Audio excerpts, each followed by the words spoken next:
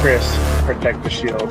Good morning, brother. How you doing? My guy, Lunatic Raider, Raider Legions. What is good? We on? Oh, hey! We are. None other than Mr. Chris, bringing none other than our guy, Joe Morley, bring out none other than the Violator, Wayne Aubrey, bring out none other than the notorious Rachel Rams.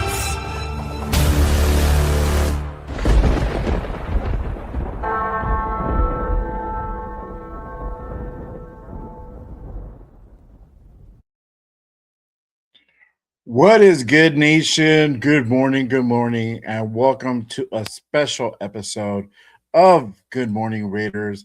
I am back. I appreciate everyone tapping in and rocking with me on this Saturday morning. Again, make sure you guys go ahead real quick. Do me a favor. Click that like, hit that subscribe if you are new to the show. All right, y'all. We got an exciting morning for you. I am back. We're going to go ahead and kick this thing off.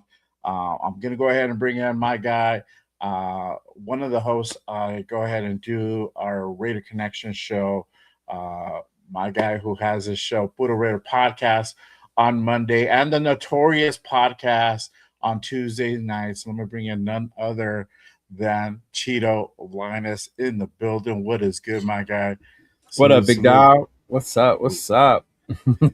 Yeah, man. Man, I'm glad you had that long intro. I got to set up all the YouTube stuff.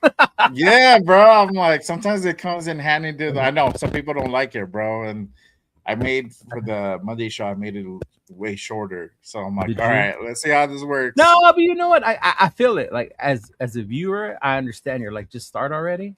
But Yeah. like Rundown tells me, it allows people to come in, settle down, and sit and get ready to watch the show. Because Rundown does a long little intro too. Yeah.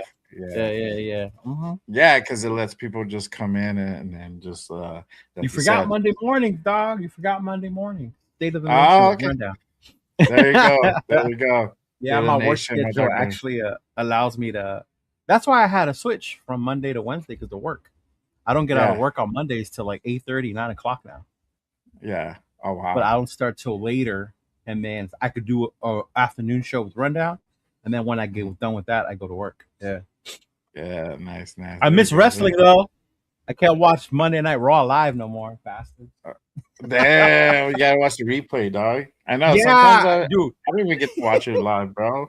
Yeah, I watched the replay, and I gotta stay off Instagram because then everybody be posting their reactions to who comes out. So I gotta stay off of that until I get home, and then yeah. What up, Primos? What's going on, fam? Yeah, bro. Like for me, yeah, I'm always watching the replay, bro. And then for whatever reason, I still get the ads, dog. They don't even remove the ads for the replays, bro. That sucks, dog. But yeah. On Netflix?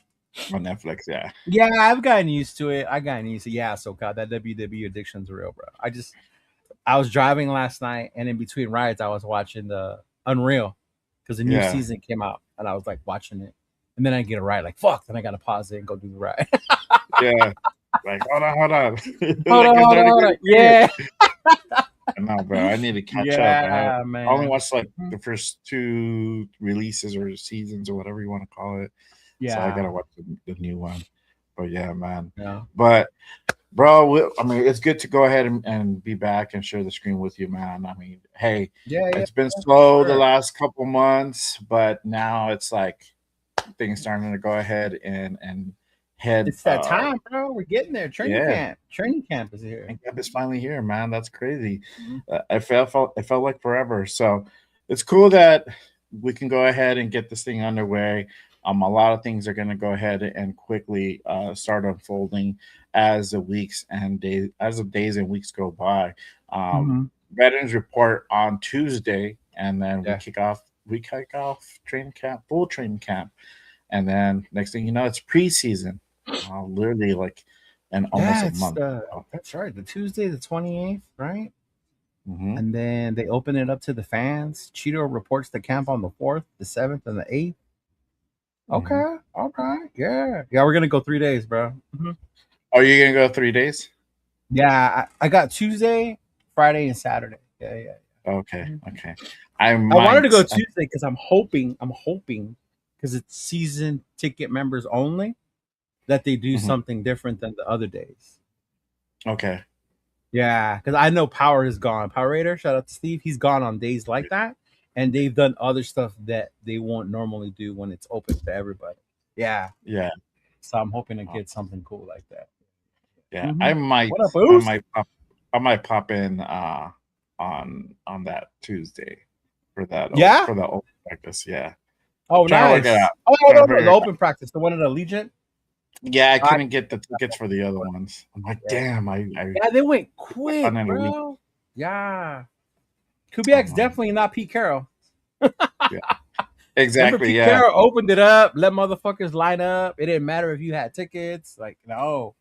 This year it's like certain days, short amount of time. Like, yeah. Which is The cool, I only guess. yeah, the only thing I'm mad about is the open practice. They made it on a Tuesday, bro. And Tuesday. Yeah, I'm yeah, like, yeah, yeah. why? Why? Fucked up my whole plans, man. I gotta figure it Yeah. out. So, but it's Yeah, all I good, can't man. go this year if it's on a Tuesday. And then we went last year, but we took Noah. It was on a weekend. We took Noah on a Yeah, weekend last year. Yeah, yeah, yeah. yeah. I remember we were there. Yeah. So Yeah, like yeah. today, like this. That's when Noah felt Vegas in the summer and he didn't like it. Because before that, I had only took him in November and December, so it's a lot colder in Okay. Vegas. So Yeah. he went in August, and he was running to the car, bro. uh, Oh, but real quick, again, we have a really pretty packed show for y'all today. Let me go ahead and kind of kick things off with a quick roll call. Salute to our guy Anthony in the building. Appreciate you what pulling up, up. One of my Anthony? mods here, Just Raiders. Shout out to Raider Ryan in the building. One of Raider our members Ryan. here at Just Raiders as well. Appreciate you pulling up. Salute, salute. Um, oh wow, bro! I didn't know you Yeah. lived in Washington. That's crazy. There you go. Mhm. Wow. Hey, it happens, Nice. bro. That's dope. That's dope. Hopefully, it doesn't happen to me. I'm gonna try to keep these guys. Before Noah became a Raider fan, he was a Chiefs fan with his dad. So as they Yeah, grow up, they just start finding different things they like. Yeah, yeah, yeah. that's why I started early so I can influence them. But hey, man, happy birthday to your boy. Yeah, happy I birthday hope to your y'all do son, something bro. fun, man. Take that boy out to do whatever he wants and let him eat whatever he wants. Today is his day. But appreciate you, my Hey, guy. let him know. Marshawn Lynch from Oakland was a Raider also. So hey, that connection to the Seahawks because There you might be go. able to lead him over that way. Yeah, I'm like, you got to root for both teams. Shout out to our guy Silver Facts in the building. Salute, salute. My guy Primo's one of my new What up, co-hosts for Primos? the Monday show, Raiders Unfiltered. I've seen Appreciate you that. It's you. with you, Primos, and Will too, or just you and Yeah, Primo? yeah, yeah. Okay. So changed it up. New Raiders Unfiltered. That's gonna be a panel show with those two Oh, guys. that's why you Uh, missed Monday Night Raw. See, damn. Well, fucking What up, Red Will, Zone? he's like, I have to work. And then I'm like, bro, that's way too late. I'm like, all right, well, whatever, let's roll. Fuck it. Nah, it's I'm cool, bro. It like, happens. Yeah. I'm like, but we'll be back on at Mondays at 5. So make sure you guys go ahead and tap in for that. Shout out to Jack in the building. What is What good, up, my guy? Jack? Appreciate you. Salute to Jason in the building. What is good, my guy? Jason. Walt.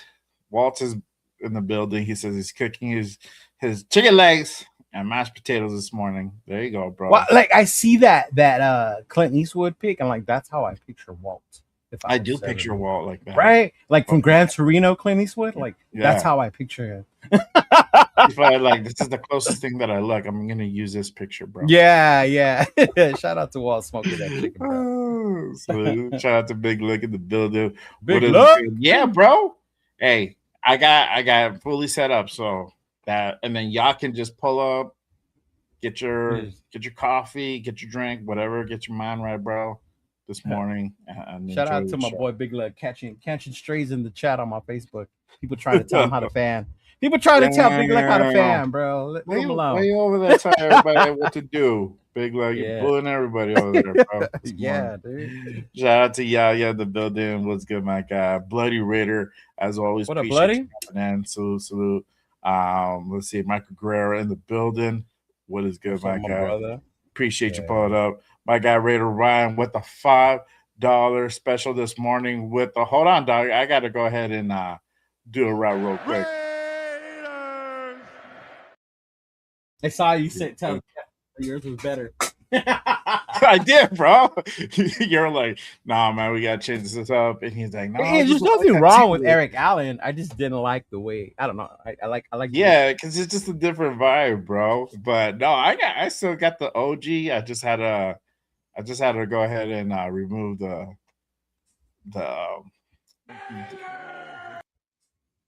I just had to remove the prison, bro. But I still got the voice. Yeah, I like that one. I like it. Yeah. Salute to SoCal Sal in the building. What up, Yes, sir. SoCal? It is real. It is real. But sometimes you be slipping, dog, and then I have to play catch. I literally watched like 3 weeks of episode within 2 days, bro. Because I got behind. And I'm like, Well, that and then when you watch the premium event, it does a recap anyway. Yeah. Yeah. Yeah, but the cool thing is because I could skip on the matches I don't like. So I'm like, all right, let me go to the storylines that I'm. Oh yeah. Yeah, I'm like, fuck all this. Sometimes I don't feel certain matches. So I'm like, cool, I get to fast forward. There's some storylines I fuck with. Yeah, shout out to Ray Ryan gifting Appreciate you, big 5 dog. Leo memberships to the masses over there. Salute to everybody.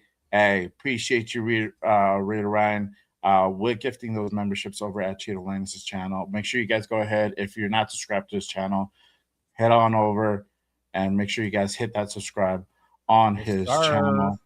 Yes, sir. All right. Let's see. Shout out to Lecky in the building. What is good, my guy? Appreciate you pulling up. And if I miss anybody, real quick shout out to G Fam, just pulling up as well. Appreciate you tapping in, my guy. All right. Let's go ahead and kick this thing off. Rookie training camp has begun. We have officially go ahead and started the training camps.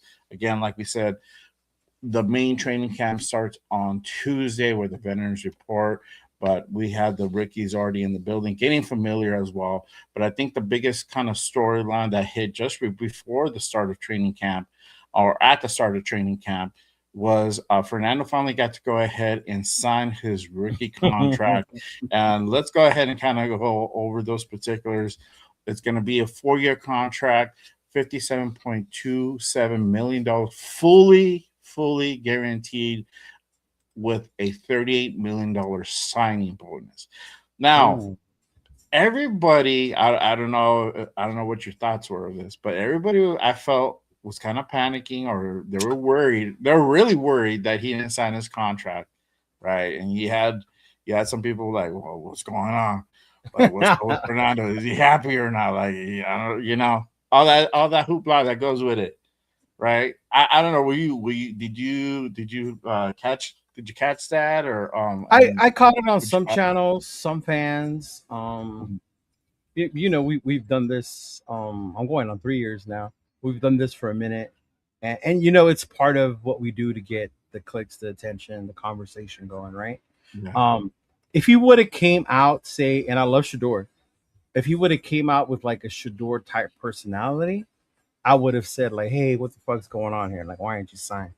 But because Fernando has gone to, the OTAs and he's done all that, right? Seeing that there were other quarterbacks that were still waiting to sign their contract also.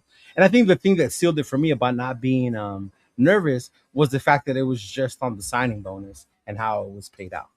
Like Fernando didn't seem to me as one that would hold out or try to change the structured rookie deals now, like he didn't seem like that kind of person to me. So now I wasn't really worried about it, when it came down to it. I figured he was going to be here that morning. I think when I woke up, I was looking and did he sign yet?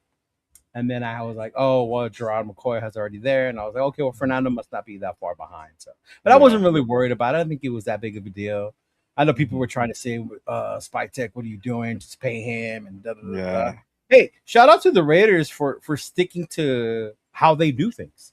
Yeah. If their thing is we pay it in installments for a certain reason, whatever reason that is, Hey, shout out to you for sticking to that and go like, nah, bro, this is how we're gonna do it, as opposed to like, oh, whenever you want. So like, yeah, Fernando, like you get this, you get that, like, you know. Yeah. So shout out to Yeah. them for sticking to that and getting the deal done was the ultimate thing. But I never saw it as an issue with Fernando. Fernando doesn't have that type of personality that I've seen. Right. He's Right. gonna hold out. Yeah.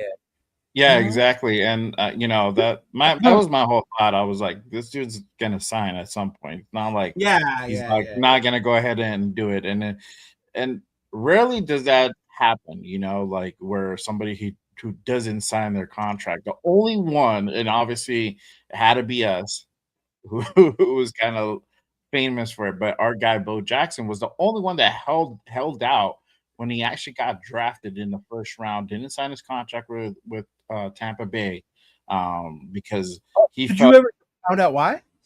yes. So he felt that they fucked up his last year of eligibility for him to play baseball at Baseball all. on Yes, purpose. so he loves Yeah. baseball. So he's like, I want to play ball Yes. and Yeah. I'll commit to Uh-huh. the NFL. Yeah.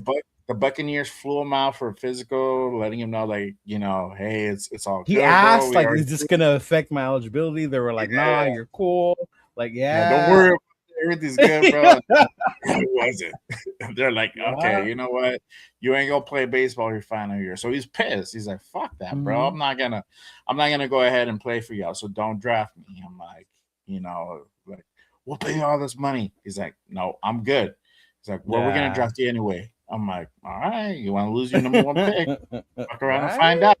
They did, bro, and he refused to sign that contract. Never signed with Tampa Bay. Sat out his whole initially rookie year. Went to go play baseball. Signed a contract with the Royals at The Kansas City. Royals. And played Mhm. like a 3-year contract. We entered the draft the following year. Then we drafted him in the 7th, and Yeah. then after God rest his soul, he let him go ahead and But work but out. even with the Raiders, if you remember, like I was a kid, so it was a little different. But I remember Mhm. that it was with the understanding that you're not getting Bo until baseball season's over. Like Yeah, Bo wasn't gonna come to training camp, preseason, September, right? yeah. Like You're Bo like was you gonna get come once baseball season was over. Then Bo would come to the Raiders. Like, yeah. Mhm. yeah, yeah, and Uh, you know what? I was a kid too, and I was like, I was like what 6, 7, yeah. so I didn't understand why I would see Bo like in October, bro. Like where the Yeah. fuck is Bo? Where the fuck is Bo? I'm like, Yeah, yeah, where's this yeah. motherfucker? I didn't know, like, and then Yeah. the internet wasn't prevalent back in those days, so I No, it couldn't like wasn't. Google Yeah, it. yeah, yeah. Yeah, and I'm like, okay, I think I had to go read like the newspaper or something like the LA Times to find out like, oh, okay, this is what's going on. Now that's how old I am. I had to go read newspaper, bro, and not online. The one you're holding in your hand, the one Hmm. to get ink on your fingers. Yeah. That's They had the how. newspaper and then the sporting magazines. Like I Yeah, would read like the sporting news and stuff like that. Yeah, I was yeah, different. yeah. No, that's Yeah, how you yeah, used to yeah. get your news, not fucking What Twitter up, or like Malaba? ESPN, bro. So Yeah, it's so that's different. It's so different now. The access, how quick we had. Like, yeah, that's what's so different about ESPN now. I used to wake up and put it on, and then yeah, just have Sports Center playing the whole morning. It yeah, would repeat the same highlights, but yeah, it was just yeah. different. Yeah, yeah, yeah. Yeah, exactly. Now it's like you can like, all right, let me see what's going on your phone, which is insane, Hmm. bro. So, but yes, the whole contract issue with Fernando was because of the signing bonus. He essentially wanted to have it paid out one lump sum. Raiders traditionally paid out signing bonuses through installments throughout the years or throughout the Karma, contract. baby.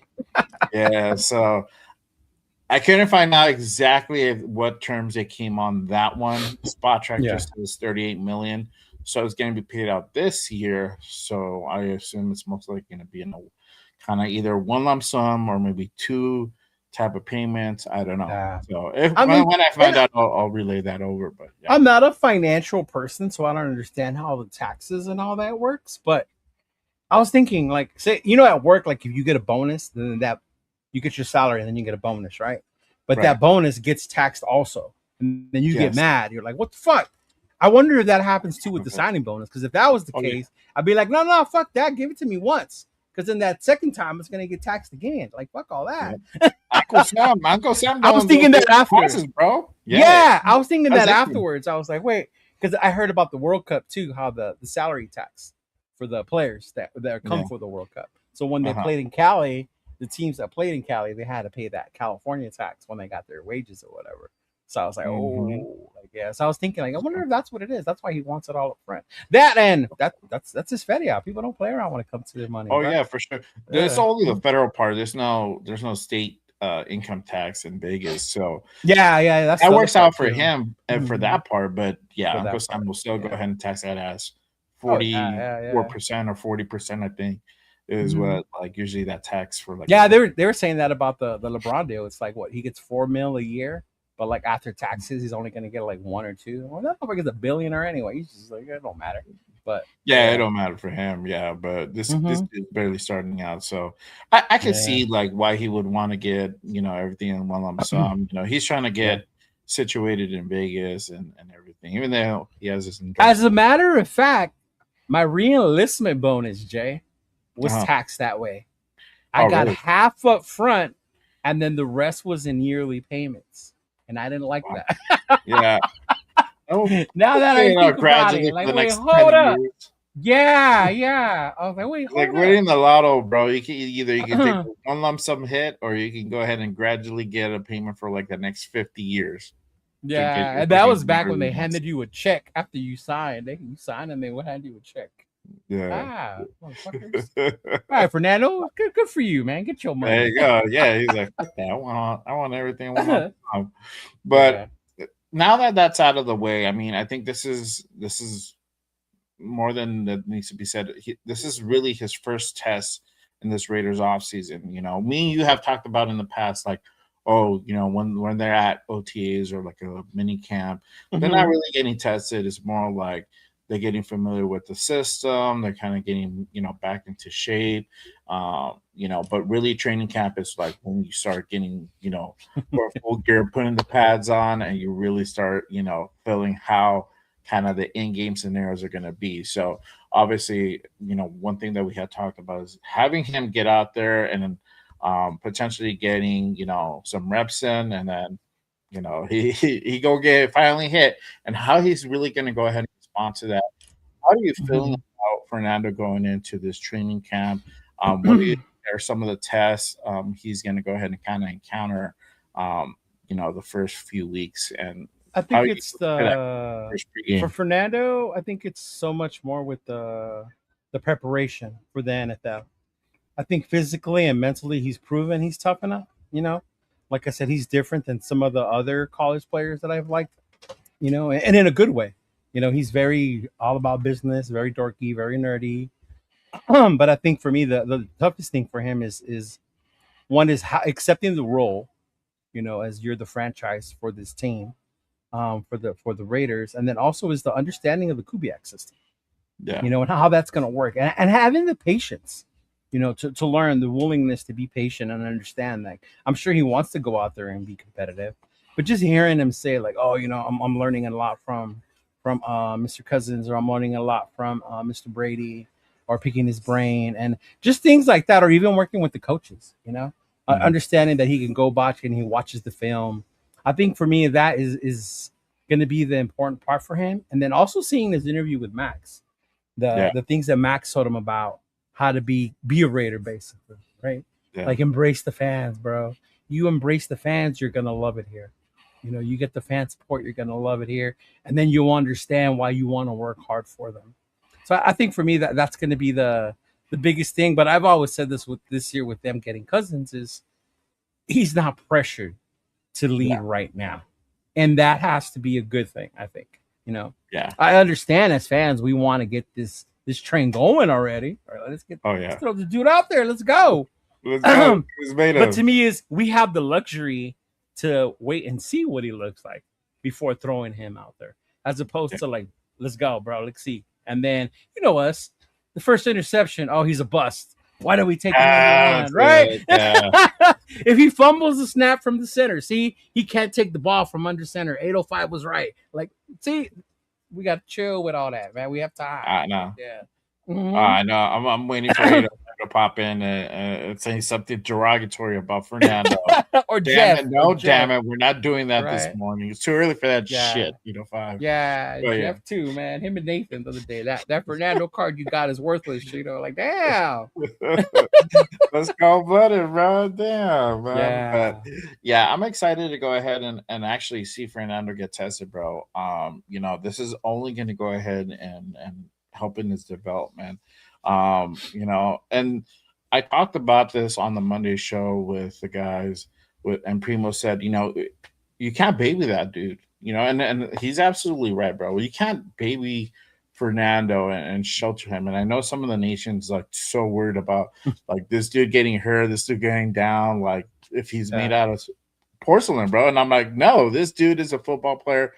This is a contact sport. You're gonna go ahead and get physical contact. You can get tackled, you can get hit, and he has to be able to go ahead and adapt. I mean, it is what it is. Now it's a different beast from the collegiate level, but we know that Fernando has durability, but those tests are so important for him to go ahead and experience because again, that's going to go ahead and really help it in his development. I wanted to kind of ask this question to you, like what expectations do you have, or what is it that we should be looking for during this training camp and preseason from Fernando? Well, I know for me, my day when I go to camp is I'm gonna wait to catch the perfect spiral in slow motion and then post it all over my social media and say how great he is, right? Like, man, no.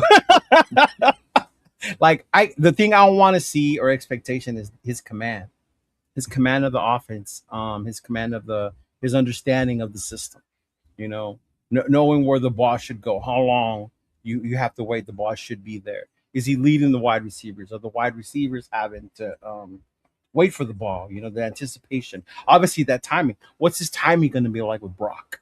Yeah. Brock is the main target. We don't have a number one. Brock is our number one target.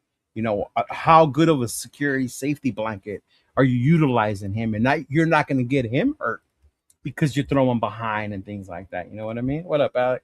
So I think that's what I want to see and my expectations of him coming into camp. Do I expect him to come in, play that first preseason game against the Cardinals and just throw dots and touchdowns? Like, I would love it as a fan, but I mean, that's not what I just want. Like I told you, I want to see his command of the field, his calmness, to see that coolness that you saw in the playoff run for Indiana, to see if you're seeing that in the NFL as well. Yeah.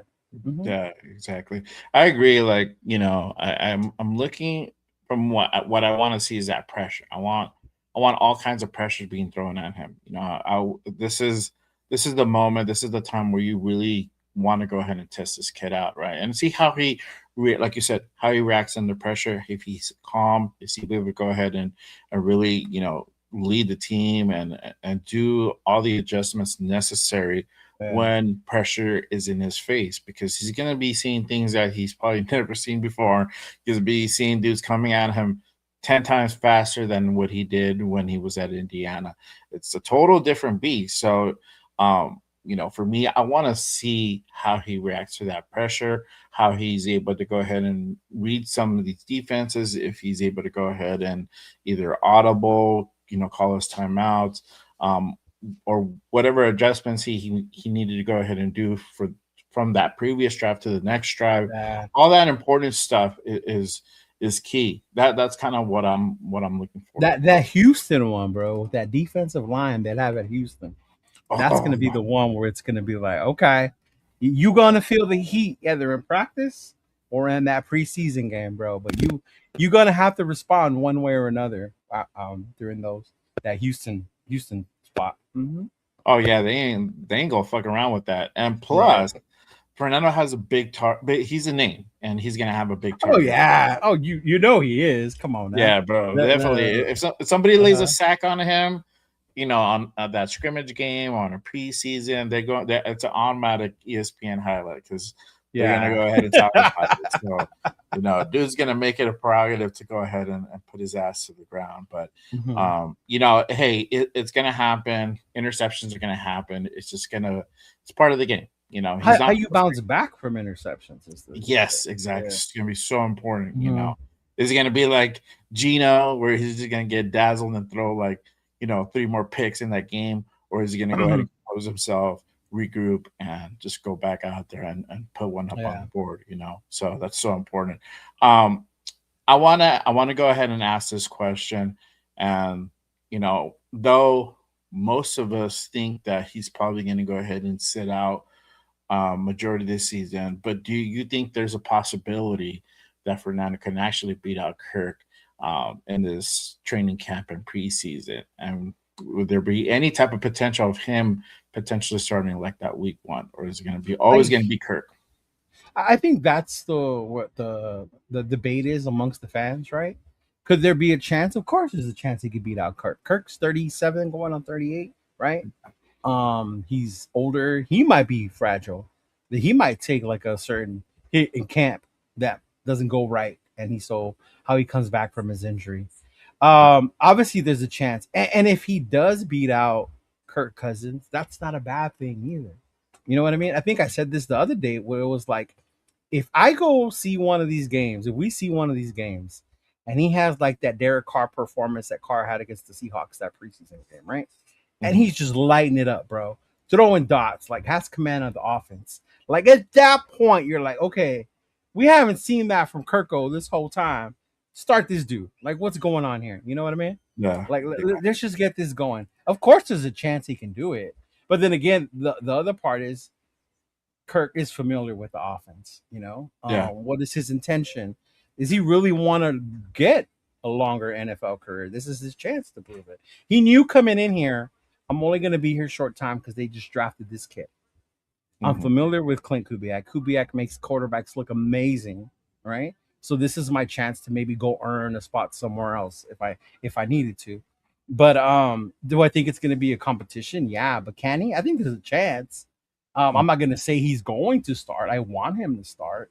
I think that goes back to me being my part as being as a fan. We have the Yeah. luxury of seeing it happen before our eyes before you have to put him out there. But there's a chance he could beat out Kirk, bro. Yeah. Yeah. Yeah. I agree, man. I think the way that Clint has his philosophy is like, look, the cream is going to rise to the top, no matter what. You can go Yes. ahead and throw whatever you want at it, but if he's like literally hands down the clear cut better option, you might see potentially a week 1 start, or you might see a start sooner than rather than later type of scenario.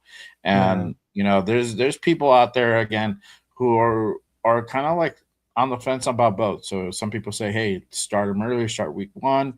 Some people say don't rush the process. If depending how the season goes, Wait for the O line to start be good before you put them out right there. exactly all these type of different scenarios. So Hmm. I don't think there's a super right answer to this.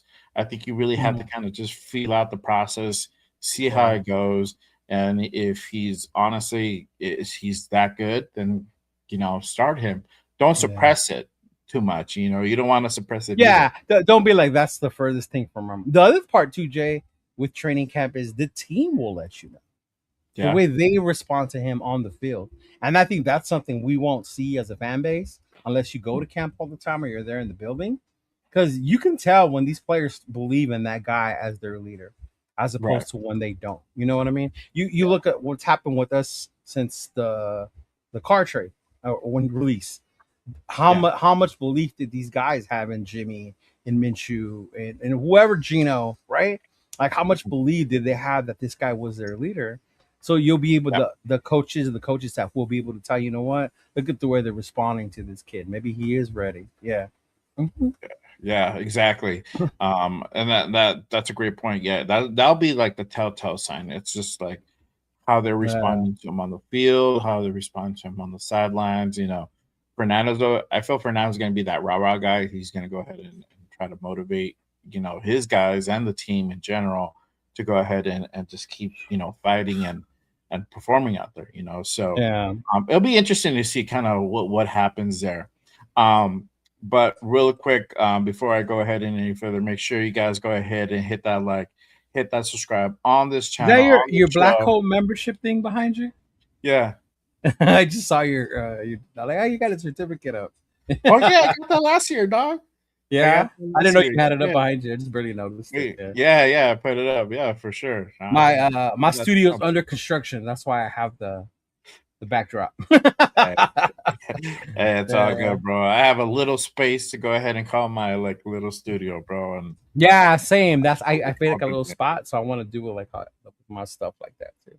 Yeah. Hopefully, maybe one day I get a little room where I can like actually Hopefully have a you'll studio. have like the Bo Jackson autograph Mumbo card behind me. Shit. Yeah. There you Mhm. go. See, exactly. But let me go ahead and hit this up. Obviously, the other biggest news going into training camp is Max is attending training camp, and honestly, I was a little bit surprised to hear it the other day. It wasn't until his announcement on his podcast, letting everybody know he's going to go ahead and attend training camp. So let's kind of go ahead and take a look here. We are going to training camp. As most of you guys know, training camp starts July 28th. For me, coming off an injury, so I have to go July 23rd. So it's my first time going early. But ultimately, I am extremely excited. I'm more excited than anything. We're back. Football is back. It's fucking go time, Dude, and I it feels cannot so wait, good. bro. I get butterflies thinking about it, but nothing has changed. I'm in the building, doing my thing, rehabbing, flying around, lifting, training, recovering, the whole nine. And it's been an incredible off season. We are going to train. So yeah, he announced that the other day he's going to be at the training camp. What are your thoughts about him? You know, starting training camp early. I How didn't beneficial is going to be for him starting earlier? I didn't realize that if you were injured or you finish injury that you go in early. You can go in early. I didn't know that part. Yeah, I Because didn't he know said I that have either. to go because I'm injured. I was like, oh shit, okay. So it was cool to see that. But I was cool with it. I liked it. I was happy. I think for Max it's good. Because if you saw, the OTAs, he was rehabbing, he could only do certain much. And Yeah, then the Sac Summit, he did that race, right? He raced against was that Jared Verse? So yeah, you saw him like that anxiety, that anxiousness to go out there and show you that he's ready, And for me, that's a good sign because a lot of the times when you come off an injury, is there's like the confidence is it healed? Am I gonna get hurt again? And seeing Max that excited has me believe that mentally he's ready and believes that injury is behind him. So he's not lingering in his head or gonna, hold back in fear of injuring it again, which to me is a good sign. Not only that, but I mean, to have your rookies come in and then your leader or face of the franchise is already there at 3 a.m. before everybody else has got to do wonders too for these young guys, right? To set that standard. Like, hey, this is our dude right here. This is our leader. Like, man, I got to work and go on that level. Kind of like the whole Kobe to the USA Olympic team thing, yeah, when Kobe was coming in to train and those dudes were coming back from partying, kind of like, oh, damn, like, well, we can't be doing this. Like, we got to be here with Max type shit. So yeah. We're hopefully gonna be in the that's what it building, though. instills. Yeah. Like, hopefully it instills that in the young guys that it sets that tone for for this franchise, for this new era of Raiders. But I like it, man. For me, it's good for him because he's finally going to get to just go out there and just bring it and do it instead of waiting, the therapy, the rooms, and all that, right? So it's good for a guy like him. Yeah, exactly. And I think for me, just seeing him getting back in there earlier, it it only is going to benefit him. I mean, we kind of seen the rehab process go through this off Mhm. season from the time where he's on the little boot. Well, he's on the little was it wheelie thing where he Yeah, had yeah, a yeah, yeah, yeah. meat on and then transitioned to the boot and then like he got off the boot and then just like gingerly started working out and being at OTAs. So him Mhm. actually getting back in action and going like full speed is a great thing. And then those extra Mhm. days or the extra week is going to go ahead and benefit him in the long run. Yeah. And I think with that being said, I think the question obviously and goes, are we going to see a better version of Max this year? With the whole things like going off early in the offseason with the whole, trade trade bust that happened with Baltimore.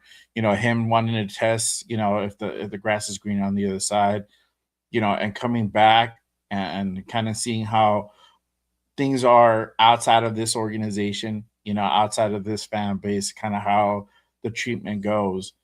Going back in here, going through his rehab, is he going to come in with that chip on his shoulder? Are we going to see that better version of Mac? He's just really going to go ahead and make a statement this season. What are your thoughts about that? I think so, bro. Especially that chip on his shoulder. I'm sure some with the nation, the whole Flock Nation thing, but I think it's more with the fact of how it went down in Baltimore, where the team traded you, there was interest, didn't mean we didn't want you, but at the same time, 2 first rounders, they were thinking about the franchise.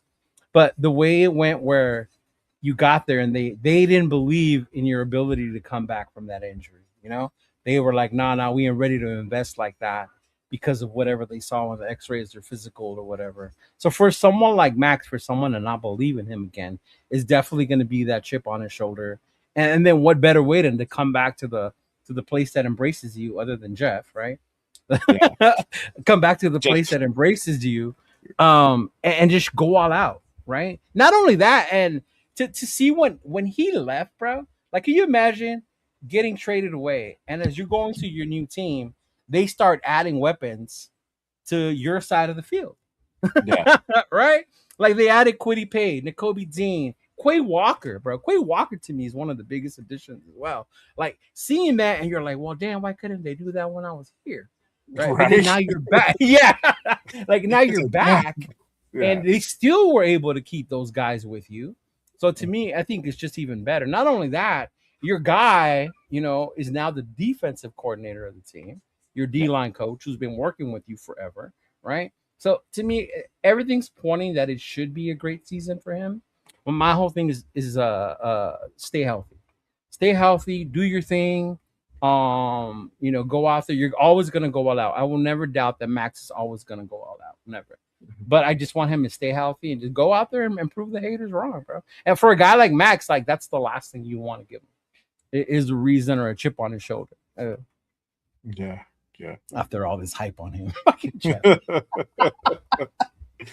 Oh man, I swear. You already know Jeff, bro. He's not he's quick to go ahead and let everybody know. I feel like we are probably gonna get one of the better versions of Max that we've gotten in a few seasons.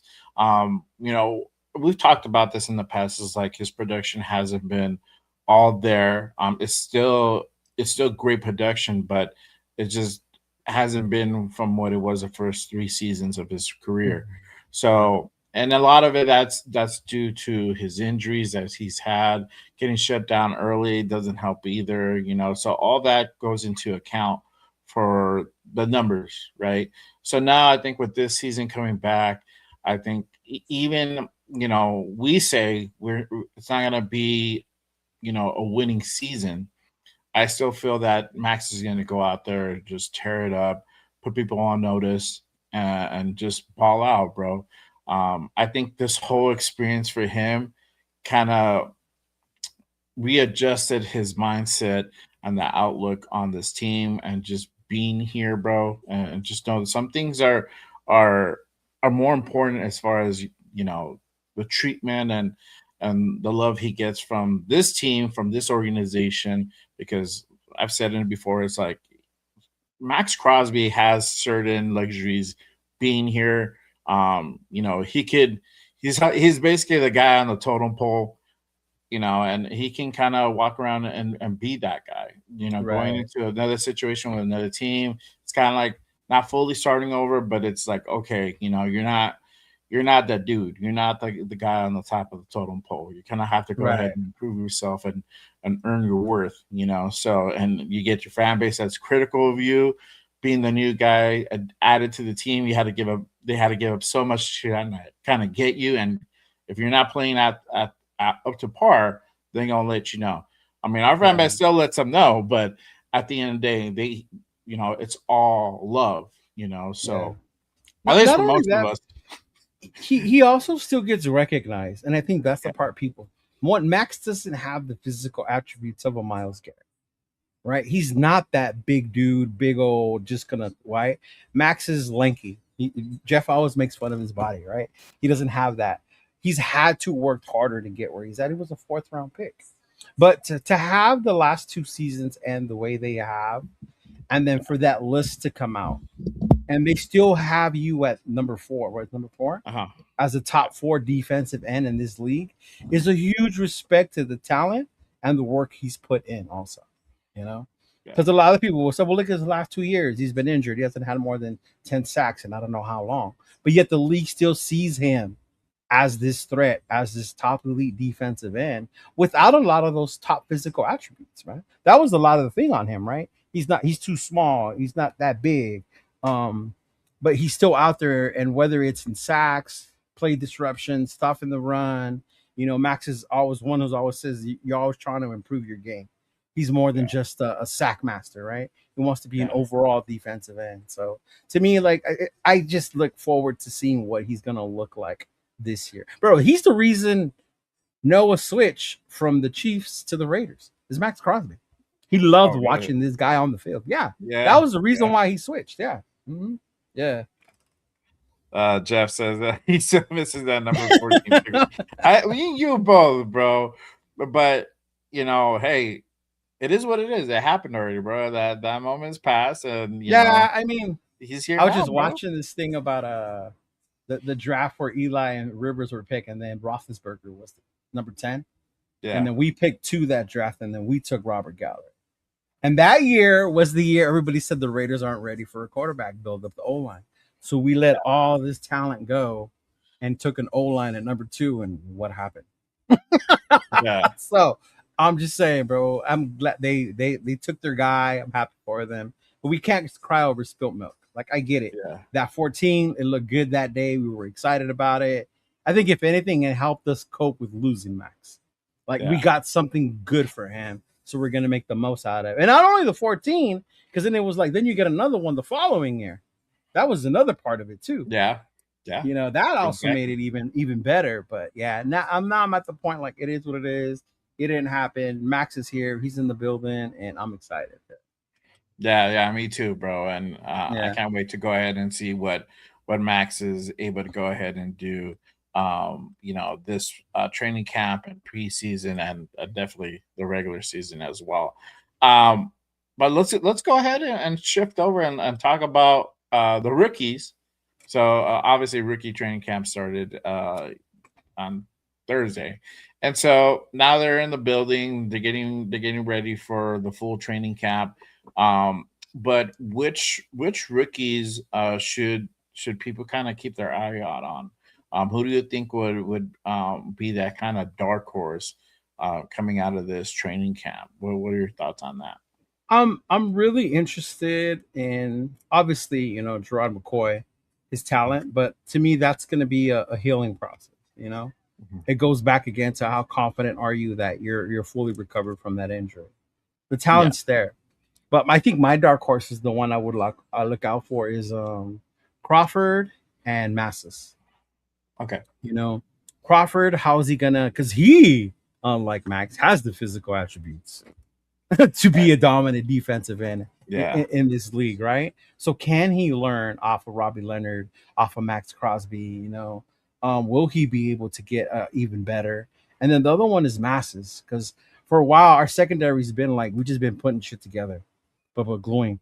But to see the young talent they drafted this year, I think that's what has me the most intrigued is did they get it right? If they can hit on Stukes, Masses, and everyone they put back there, and these guys end up panning out for us, like the amount, how much greater this franchise will get knowing that you secured that secondary through your draft.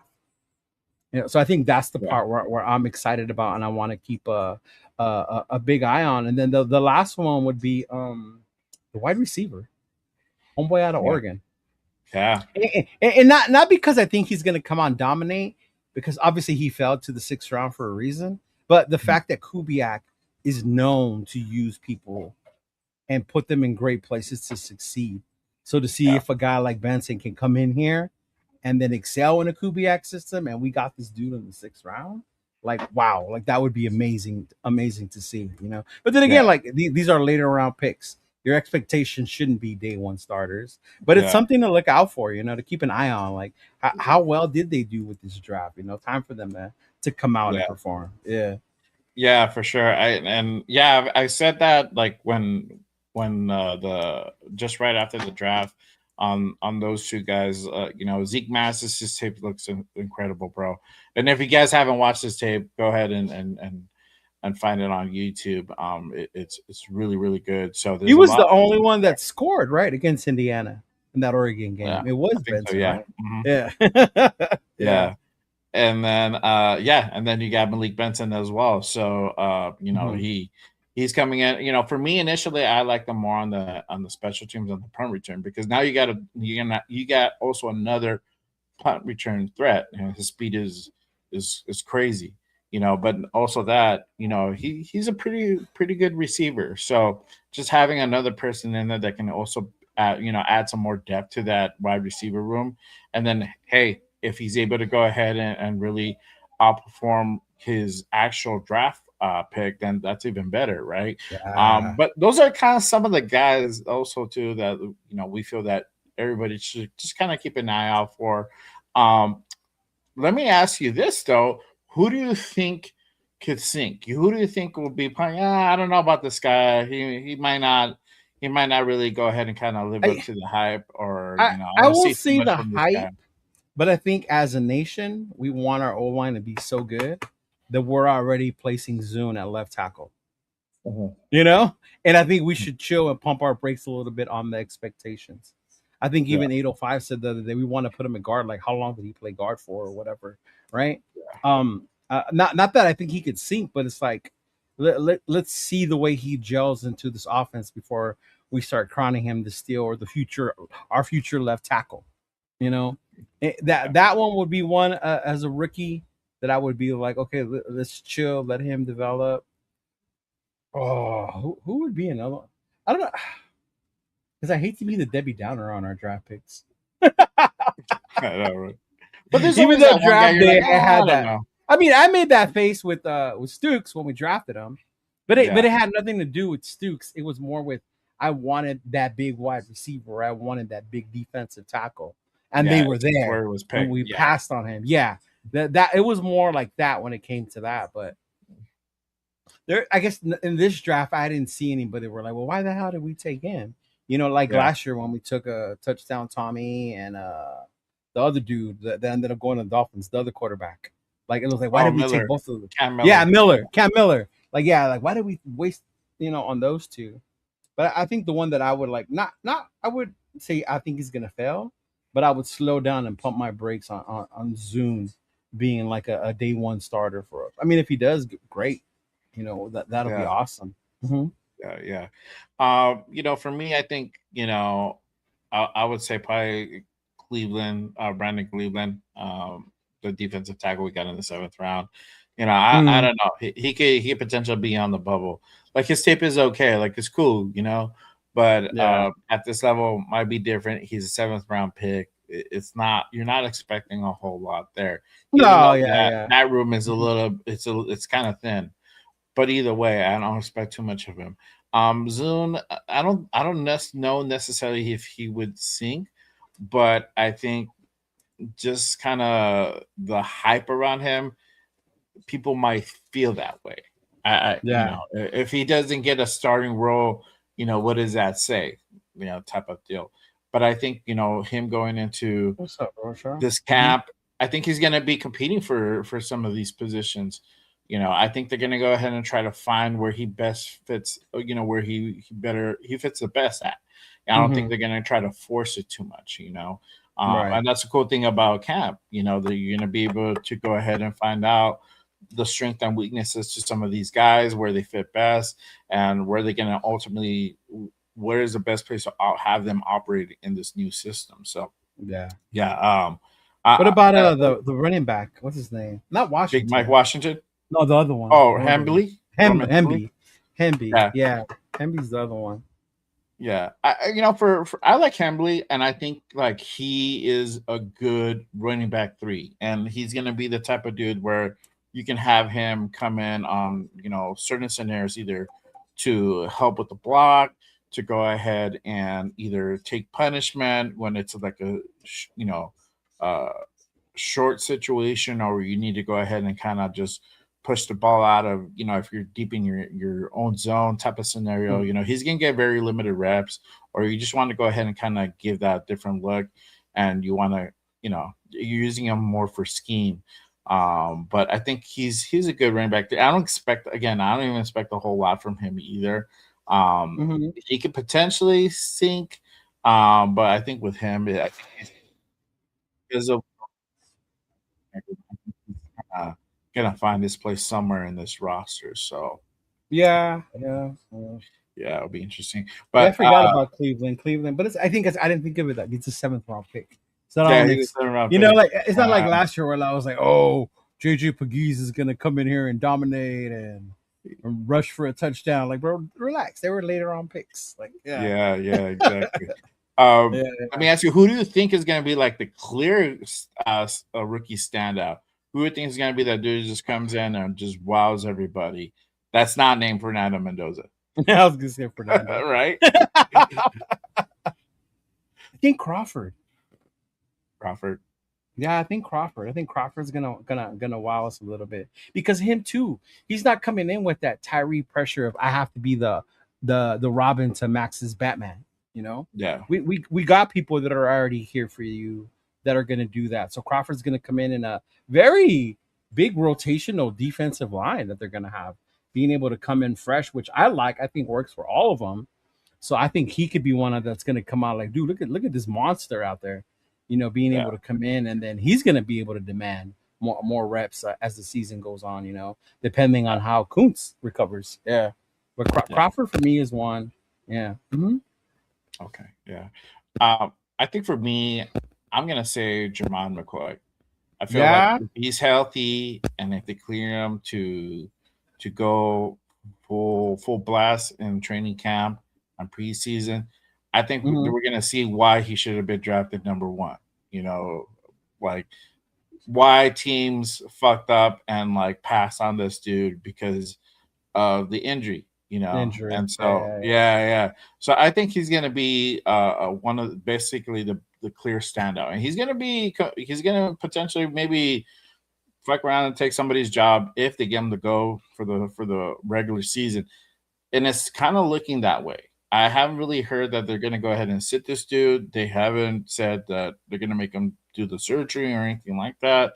They're just going to kind of let it ride. So I think with Jermon McCoy, we've always known it's kind of it's a short term kind of scenario for him, and if he ends up working long term and he stays healthy and he stays with us his Yeah. whole rookie contract, great, it's a win-win, but I think it's like if we could get like a year or two use out of him, it's kind of that scenario, and I think the Raiders are kind of going into the same thought process in regards to that. Yeah. I think the other guy too is probably gonna be Stooks, bro. I think Stooks is gonna show out why he's that second round pick. This guy's versatile at free safety and also at the nickel. I said on Monday, like I feel like he's gonna be competing at both of those spots. They're gonna go ahead and just kind of let him find his dominant position, and they're gonna go ahead Mm-hmm. and put him there. Or they might use them for different packages where they might have them Different playing at looks. nickel. Yeah, different looks. So it'll be interesting to see from those two guys what happens. But it's crazy that like the standouts are defensive guys. Normally it's like you get this big, you get this wide receiver. I know last year was like the hype was a lot behind Thornton. Remember, like they were pumping up Thornton all the time, like Thornton do this, Thornton do that. Not if you watch college football, Jay. Yeah. Yeah, some people Yeah. were like, okay, well, let's see Yeah. when actually preseason and the regular season Yeah. happen. Yeah, I sure mean, enough, we found out, bro. I understood it because he's tall, he's fast, and in Madden, you look at those ratings and you can kill people in Madden. But bro, Tennessee wide receivers struggle, or even quarterbacks because of the offense they run at Tennessee. That's why I wasn't believing the hype with Thornton. But I understood it. He's a big guy. He's fast. Uh-huh. Yeah. No, for sure. But kind of speaking on Jermon McCoy and this offseason. I mean, earlier this offseason, he was kind of turning heads. A lot of praise was coming out for him. Again, they're out there in shorts. Yeah, he's limited. Yeah. Well, no, he was out there taking. I think he took reps with the first team, and then he was doing some punt returns. He was out there active. They didn't. I didn't have it. I didn't really hear them holding him back. I didn't hear them that he had him limited. So yeah, Guerrero and then had him limited on his time on the grass, time on the turf. Yeah, I don't know what I saw out there. Like they had him like out there fully like taking reps. I did see that they had him like go out there and like work. There was like a scenario where they had him work with the ones at one point, right? But again, this is the kind of during OTAs and stuff like that. Yeah, but it's more and stuff. you know, like I had said, like, if he stays healthy, you know, they might let him participate fully in this training camp. But I think if they're gonna fuck around and do it, what do you think are the chances of the actual team letting Jermon McCoy play this season?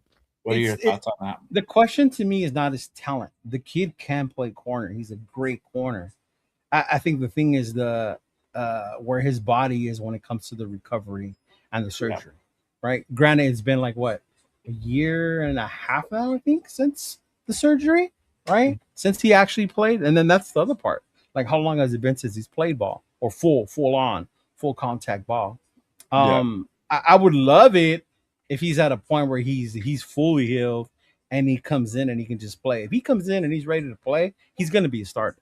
That kid's talented like that, right? I think the other part is just them having a plan about how they're going to bring him in. So it's not just we're going to throw you out there and you're going to get hurt again, you know? The other part, yeah. it goes back to how comfortable he is coming back from that injury, you know? How good he feels with that, knowing that screws in there, that bone plug or whatever, and is he fully going to be able to come back from that? And that's something that, like, as much as talented as he is, your body physically is only going to allow you to do so much. Yeah. Mm-hmm. Yeah. That's like a medical type thing. Like, if they can take care of that, like, there's no question about the kid's talent. No question at all. Yeah. It's just his physical health. Is he healthy enough to play? Yeah. And I feel like they've been keeping really close tabs on that. So I mean, you gotta remember, there's a reason 31 other teams passed on him 3 times. Yeah. Obviously, all the other teams did their depth research on this kid's physical health, on the surgery and the recovery, right? We're the ones who took the chance with it in the 4th round. You know, we're the ones who said, fuck it, let's see what happens, because the talent's there. Now, the thing is, physically, is he going to be able and be ready? And how long is it going to take before he goes on the field? Exactly. Yeah. I think if they do let him go, they give him the green light, I think he's just going to go ahead and just tear shit up. So I'm excited to see kind of what happens there. And hopefully he does get the green light. I think it's going to be a win-win situation for him and us as well, for sure. Yeah. But let's kind of go into next week. Obviously, training camp is going to kick off on Tuesday. Fully underway. Events are going to be in the building. Everybody's going to be in the building under one roof. And we're going to go ahead and find out who's the real deal and who's not. But who are you excited to see from next week's training camp? Who do you feel is going to be the standout for the actual full training camp this year? The O-line, bro. I'm excited. I want to see the trenches. The trenches, because that's where it starts. I want to see how these guys gel, who's going to stay healthy. JPJ, is he going to go out there? Is he going to be fully healthy? Or we're going to hear like, oh, he's already at the Guardian cap and he's sitting out today because concussions or whatever. Like, that's been his ongoing thing, right? So I think that's the part I'm most excited. Right? I think that's the thing. Because the style he plays that way. He plays physically. So he's going to have that, right? But JPJ, the O-line, the way the coach, the way they're going to be actually coached this year. So definitely like to see the the trenches on both sides of the field, right? Like who's going to play D tackle, right? Who's going to be the one that steps up with Adam Butler, right, in that rotation? Who's going to be the one setting the tones? Are they going to follow Max's lead when it comes to disrupting shit, right? When you go to camp, like you see that on the field. It's kind of like, yeah, they're the same team, but you see like it's us versus them kind of thing. Like we're gonna show them out. Like no, we're gonna show you out. And I think that's what Maxx used to get in trouble for, and Kuntz too, when Josh McDaniels was there, when they would yell at him for breaking up a play. Like just to see them go out there and build that camaraderie, bro. You know, that's where it starts. Before we start getting into weekly battle, like this is where it starts. So definitely looking forward to the trenches and the O line and the D line battles in camp, man. Yeah, for sure. Yeah, I'm excited to see the battle at O line. You know, who's going to go ahead and fill in you know, those positions are in question, you know, that left guard and right guard spot, you know. You can even throw in possibly even right tackle. You know, that's going to be kind of interesting. Is that Grant's position? Who's the one? Is Glaze going to be able to go ahead and Glaze? keep his job? Yeah. You know? Yeah. So that, and going into this regular season, knowing that we're going to be predominantly a running team, and the expectations that we're setting with Genty in his year 2, and having some of the struggles he had last year, and some of it it's him, and then some of it is the O line that he had. Hey, come for you. I'm tipping for it, bro. I don't care, bro. Don't be a Genty hater. I know, bro. But you know that going into that, and now going out and drafting, you know, Mike Washington, having that 1-2 punch. We got our 1-2 punch now. So all that's important. How that's going to set up, making sure Kirk is protected, and Fernando, whenever he does go in, if he goes in early, if he goes in later, that's so important to kind of go ahead and have that figured out. And like you said, the battle at the trenches. You know, I think this is a big year again for Malcolm Kuntz. He got another life, bro, and he got to come back. So, hopefully, this is he's already a year past his surgery and his injury. This would be year 2. Are we gonna finally see him? We're gonna finally see him show out this year. I just saw the clips of that Chiefs game where he went off, and why we all got excited. And I was like, man, if we can get that Malcolm back, like Jesus, like that would be so amazing. Like that, and I think that's why they keep giving him a year. Yeah. Yeah. I'm just critical, bro. I gotta keep it real, dog. You know, we gotta go ahead and talk about these things. So, you know, but yeah, with Malcolm, it's definitely, I feel like it's another prove year for him. He has another shot to go ahead and really like solidify himself on this team, and kind of make the case on why we should bring him back next season. So I'm interested to see how the secondary is going to pan out. Who's going to be the starting guys? You know, or what are we going to see from like guys like we talked about, Zeke Masses, Stukes, Darian Porter's now in his year 2. Like, what are we going to see from him? Are we going to see a continued progression? Are we going to see regression this year? How is Stukes going to fit into this scheme? You know, is he going to be competing for Isaiah Paul-Mall in that position, or is he going to be competing with the Johnsons for nickel? You know, all that. How's this linebacker room going to go ahead and operate? Are we going to see a healthy Nakobe Dean in here? You know, or are we going to see him potentially like Quay Walker? Man, I'm telling you, Quay Walker, I'm so excited for Quay Walker. Yeah, and then who's going to make that 53 in that room? You know, so all that stuff I'm very interested to see coming. You know, going into this next week training camp. So I'm surprised you didn't say the wide receivers. That's like the big topic. The wide receivers. The wide receiver room is thin, and I'm not expecting a whole lot. I think yes, we went out and got Jason. We got Naylor. Right? Mm-hmm. Yeah, we got Naylor, and then we went out and drafted Benson, and we got Dreeke Young as well. But I think, for me, if I had to go ahead and have a guy that I'm excited to go ahead and see him, kind of want to see what's going to happen with him, is Cedric Jackson, man. I'm excited about that. I like what I Yeah. saw last year, bro. We It was always have that everybody. preseason wide receiver hero. Yeah. Yeah. But we got to see him a little bit during the regular season too, and he was Yeah. solid in my opinion. Now, again, Mhm. how is it going to look like this year? How is it going to look like with this new system with under Kubiak? What are we going to see from guys like Trey Tucker? Are they going to go Right. ahead and really be out there and produce? Is he going to really go out there and put himself as a wide receiver one, or is Naylor going to be that guy? Even though they're not true wide receiver ones, it's just the way the room is currently You right don't now. need them to be because you have Brock Bowers. Yeah. Mhm. It would be a luxury to have a big wide receiver one. Can you imagine having a big wide receiver threat and Brock Bowers? Like, it wouldn't even be fair, bro. Yeah, Like, you can't double cover both of them. Yeah. Mm-hmm. Yeah. yeah. And then having Genty out there that can also catch and be another threat as well. So Mm-hmm. got all those things. How is Kirk going to go ahead and Joe with this offense? Though we know that he's very familiar with Clint, but how is he Yeah. going to go and really adapt and play with Brock Bowers?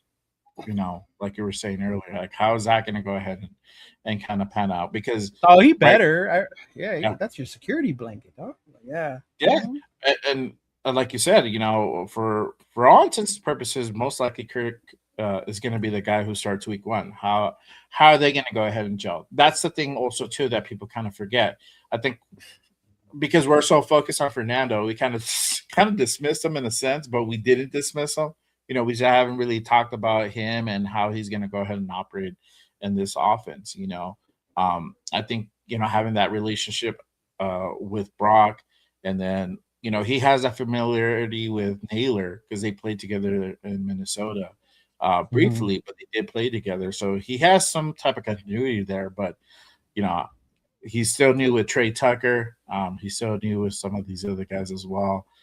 Big Mike Mayer as well. So it's just to I see think kind of what happens there. I think it's unfair. People like, oh, Trey never developed. Trey was never drafted to be number one wide receiver.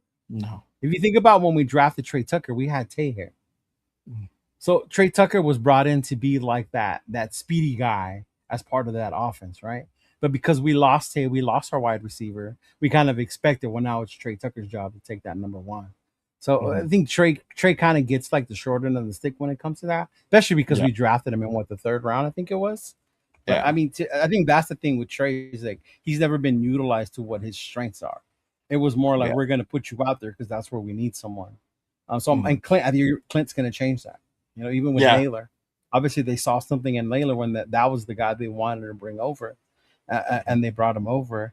I think the one that's intriguing to me is Jack Besh because he Mhm. was a second overall pick, right? Not overall Mhm. pick, second round pick, and that's high. There was a lot of people that we passed up on that we kept trading down for. Like I was screaming, that's 805. I was Yeah. yelling that day, bro. Like Will Johnson's still on the fucking board. Like, why are you Yeah. not drafting Will Johnson? Right? Mhm. And they just kept going and going and going. And then when they finally announced it, because I was cool with the extra picks, Mhm. and then I saw Jack Besh, and I was like, the fuck? Yeah. Yeah. I was like, what? And then I saw Steve Smith go off about how he's he's the tight end, right? Yeah. And if you follow Steve Smith, he hasn't been too wrong on these wide receivers coming into the league. You know, Mhm. like he identified Puka as being one of the guys to watch out for. Cup, all right, based on what they showed. And so when I heard him talk about Besh bad too, I was like, oh Lord. Yeah.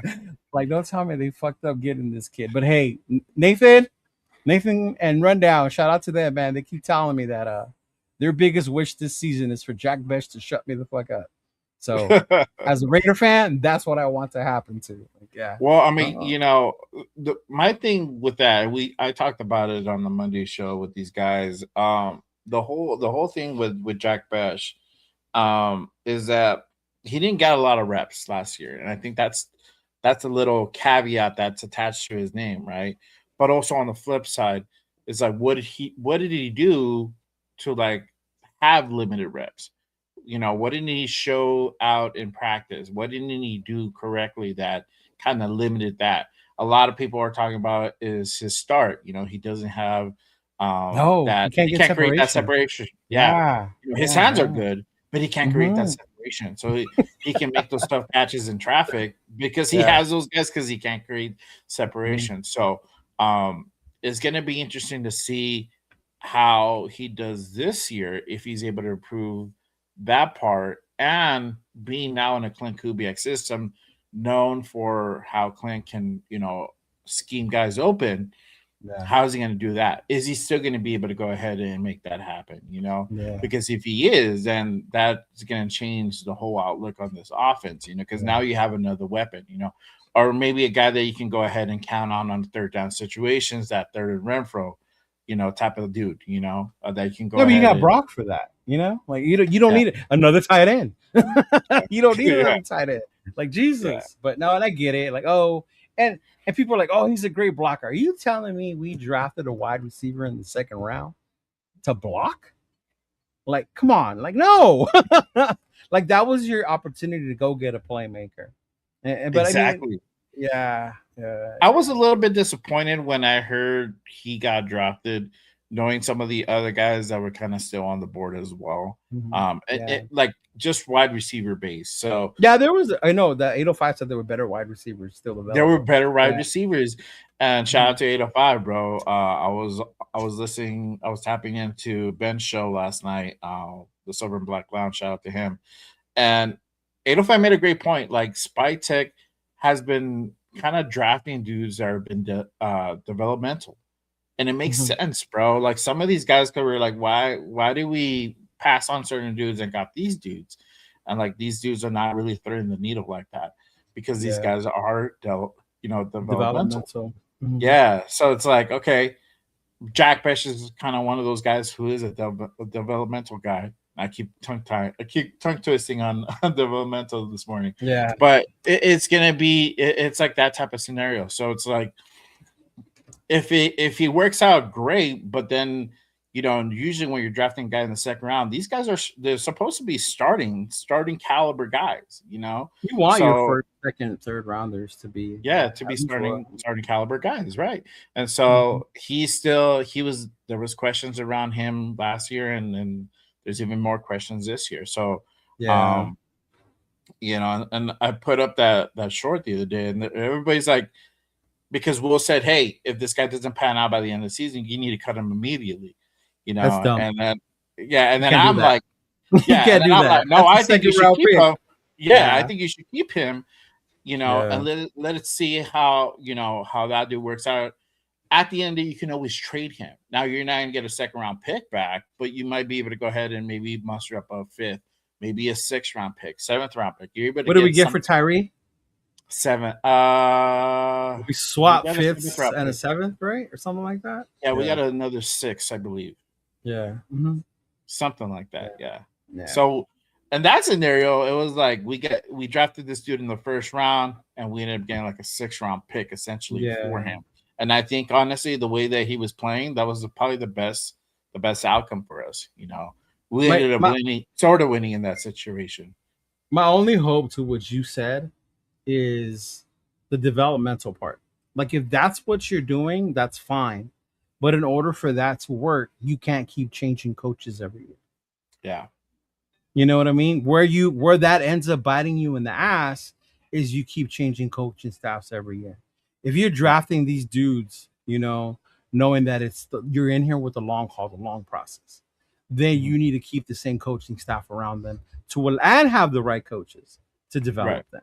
You know, the fact that we got a actual old line coach this year, a great offensive minded head coach who knows how to call plays as going to be able to lead this offense, right? So that in that sense, it gives you hope. Like, okay, maybe these guys can develop these guys, or even when we draft people on the D line, you've seen Mhm. what Robbie Leonard has done with a lot of the guys he's had. Mhm. And as shitty as our defense was, the strength of it most of the time was that D line. And if they can get to the quarterback, then that's when we would do good. So Yeah. if we're gonna develop people, let's at least have the coaching staff here to be able to develop them. Ninja Air smoothie. Samira says trade Bash for a Ninja Air smoothie maker for those hot summer days, and it does get hot as fuck in Vegas, bro. That's not a bad offer, bro. I do hope that Bash some way works out, bro. I really do too. That's what I You think. know. That's what people get it mistrend. Like when we Yeah. say shit like that. Oh, you're not a fan. Turn. Big Lug got that the other day in the chat. Like you're not a fan. Turn in your shirt. Like, bro, you want them to succeed. All you're Yeah. saying is that what you're seeing on the field right now isn't translating to success. You know? Yeah. The dude that I want that I feel that is probably gonna be that scenario is gonna be Dante Thornton, bro. I don't see Dante Thornton out here after this season, bro. I don't see him and he's the one. If he doesn't show the commitment to being able to run routes fully, be fully every play, not just like what you're used to in college, where if you know it ain't go to you, you just jog, right? Like he has to take that next level. If he doesn't do that, then I could see this team moving on for him because he was only a 4th round pick. There's a difference in the two. Yeah. Mm-hmm.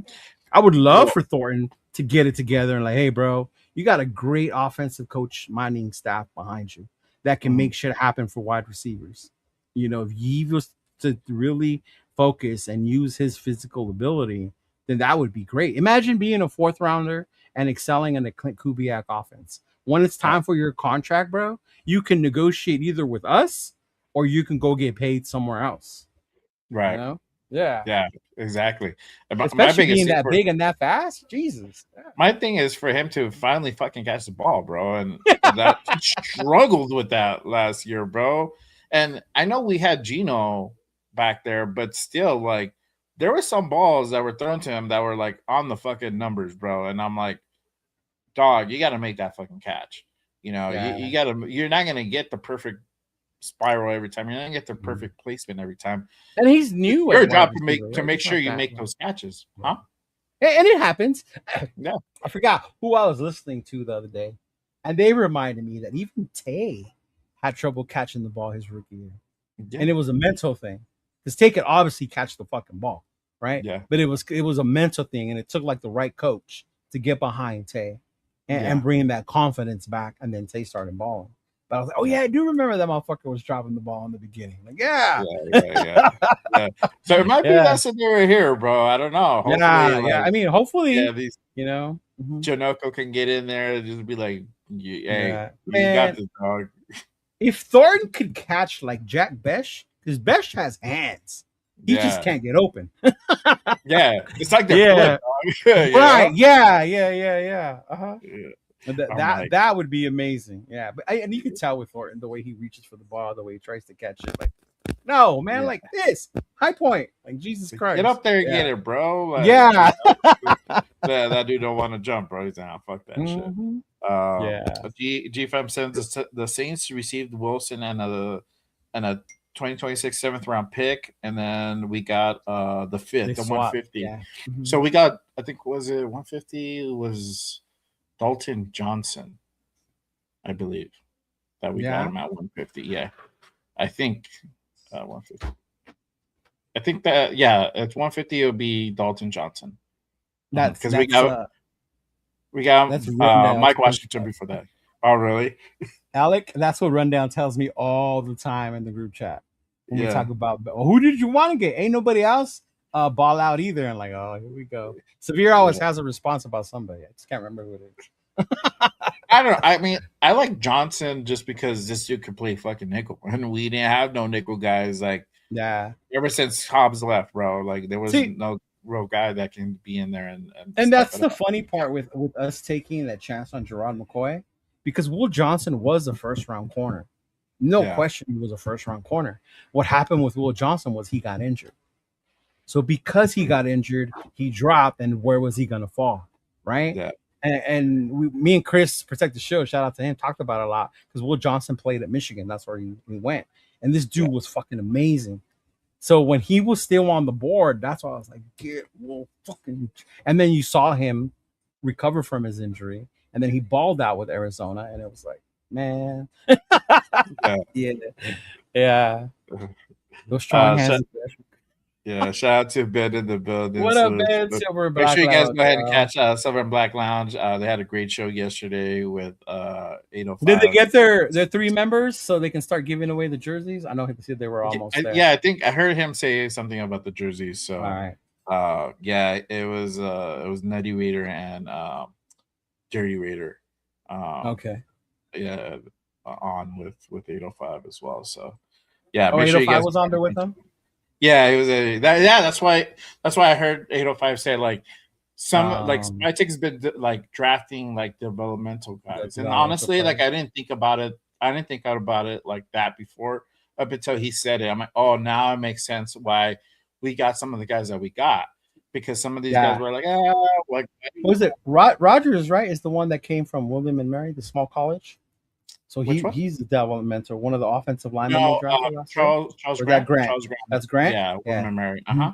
Okay, I know one of them came from a really small college. Yeah, so exactly, like very developmental guy, like a school that normally you don't hear, you know. So like those type of guys, and so yeah, he's the one that kind of said that. So I like the D tackles they drafted last year. It was Pegues, and then what's the other kid? Tonka, yeah. And I like those they showed some flashes too, bro. So yeah, they did. See what Tonka and Pegues can do this year. You know, and you know what? Before we move on, I was gonna ask you something because I don't know where you stand when it comes to this, and you probably like him because I know I like him, but I pump my brakes a lot on starting Lockie or having my expectations that Lockie is gonna be this top 10 D tackle. And I get it. I love the kid. He's great, but he's still learning how to play football, you know? Like there's a reason he's in the international player development program, right? So just throw Lockie in there. Like, that's another one you got to chill and you just don't throw him in there, right? Yeah. You got to wait till I think he's one that's going to put in the work, is going to do it, that can benefit off his coaching, off of Maxx and things like that. But this kid's still learning how to play football. Yeah, he's still raw. Yeah, and that's I like Lockie. He's a big ooze. I love bro. His interview with shout out to the homie TJ with Samoan. I love that interview because it's like two Samoans just talking to each other and just talking shit, and you get to see like the real Lockie come out, bro. Even in the way he laughs, like he's such a good kid. But no, I mean the dude is talented, bro. I mean for him to be out there and be at the professional level and get some reps at the NFL level speaks volumes. And that's the crazy part. If he can like maybe start being if he actually starts like if he gets proficient at one aspect of tackle position, right? If he can at least like be able to like plug up the hole. I think that's cool. He doesn't, Space Eater. He doesn't even have to get penetration. If he figures that part out, like there you go. That's step one. You know, let's see what happens next year. Yeah. So I think like if he's able to kind of figure that part out, I think he can see some reps in this regular season. Now preseason, he's definitely gonna get some reps. I don't doubt that. But how is he gonna the scenarios? You know, are we gonna see that Space Eater? Could he get some penetration? But again, you're going up against 2s and 3s, you know. But if he's able to kind of get that going, let's see what he does with the 1s, you know, and limited practice and limited reps. So it's also too. So it's a step-by-step process. But there's potential there. We'll see. We'll see what happens. G fans like Lockie Tyson's our tush push eliminator. Bro, you can put him on there. Big dude, you know, to go ahead and you know move dudes out of the way, you know, for sure. But hey, it's crazy. We've come almost to the point where preseason is literally right around the corner. Excited about that. You know, and I'm trying to make it to the Arizona game, the first one. Okay. Tickets are like dirt cheap, bro. I think I've seen one where you could sit in the club seats for like $65. Yeah. I'm trying to convince 805 for us to spend that much because they don't even want to spend 40 because the tickets are cheap. Really? Yeah. I'm a bro. I at least want to experience the club seats once. Like, come on. What? No, I took a ride on the wild side. Ah, damn, Severe. You're an asshole. Wow. Wow. Leave my man Genty alone with his wardrobe and his little puppy. Hey, bro, if hopefully it doesn't happen, but if we sign Diggs, that's actually going to be the tush push specialist dog. Oh, good lord, man! Yeah, that dude, keep that dude away from Las Vegas. No, Yeah. no, keep that dude away. He need to figure his own shit out. Yeah, for sure. I'm gonna try to. We're gonna go ahead and most likely be at that the Raider Niner game in Vegas. Lots of people go to that one, and I get it. The Bay Area rivalry. That's well, my sister, for whatever reason, decided to go ahead and be a Niner fan long time ago. I don't know. I get it. Your sister lives here in LA, right? Yeah. Yeah, that's why we don't have a team here. Yeah. Well, and the Niners were winning, so it makes sense. Yeah. Well, her dude at the time was the Rams fan. At least I could have seen that. Oh, even that. Go against him. Good for her. Good for her. I'm like, all right. I'm like, let's go. Let's go watch a game. You know, because those Raider Niner tickets in Santa Clara's. I mean, you're from LA too, so you know, like to us, the Niner Raider rivalry isn't as big because we're not from the Bay. Yeah. Right? For us, the bigger rivalry was the Chargers or the Broncos, right? Those were closer to home for us. Whereas opposed to when you Niners, Raiders, everybody above us, you know, from Bakersfield on up. Yeah, exactly. That's like the game of the century for them. And we're over here like, all right, cool. Yeah. But like, I don't know who to hate more, the Chiefs or the Niners. And I'm like, bro, the Chiefs. Fuck Chiefs, me. bro, yeah. Like the Chiefs, no, but not. It's crazy. Yeah. Like all depending where you live, you know. So if you live in the Bay, it's the Niners. You know, if you're like from where we're at, it's the Chiefs or it's like some other team, you know, or the Chargers. Chargers are probably for me it's more the Chargers than it is the Chiefs, but I think because of where we live. Yeah. Mm-hmm. Yeah. You know, but because we were always so dominant over the Chargers up until like, you know, the last until LaDainian Tomlinson showed up. Yeah, you know. I lived in San Diego when they had LT, bro. That was brutal. Brutal. See, look at Jeff. I remember those days. Yeah. See, and then Jeff is like, "Fuck them, Pat." Me too, bro. But it's like he's more like, "No, fuck those dudes." Like, I'm not. Yeah. He's like, I'm gonna be at those games. Make sure I'm fucking loud and proud. And shit. So it just depends where you live at, and those games that just kind of like Nathan. Nathan hates the fucking Rams. He does, and in my mind, it doesn't click. Why? You know. But Nathan hates the Rams, bro. Hates the Rams. And he wasn't even alive when they were actually here and they were in LA, right? Yeah, no, not the first time around. No, yeah. So it's crazy to think like he has that fucking hatred towards them, and it wasn't even alive here. You know, it was crazy. But I'm gonna be out at that game. We're gonna go ahead and do that with the Fam Bam. Week 1, bro. Severe hates the Rams, 49ers, and Cowboys. Oh. Yeah. So, Cowboys make sense, and people don't understand this, but because they train in Oxnard. Okay. So there's a huge section of Cali that they're Cowboy fans, and that's because they're either from that area, the Valley and all that, and they train closer to them. So they associate with that team. Yeah. Yeah. Or as MC Redder would say, you know, the West Hollywood crowd. Right? The West Hollywood crowd are Cowboy fans. Yeah. No, for me it would be like the Chargers and the Rams and the Chiefs. You know, even for me, Denver's like whatever. Like we have a lot of Denver people, but it's just Yeah, see, for me it's Denver because I grew up going to the Coliseum. Mm-hmm. And we always played against John Elway and the Broncos. That was our biggest rivalry at that time. And then the Chiefs, because of my brother, the family rivalry was that. And then Buffalo, because Buffalo always eliminated us in that era, the 90s, from the playoffs.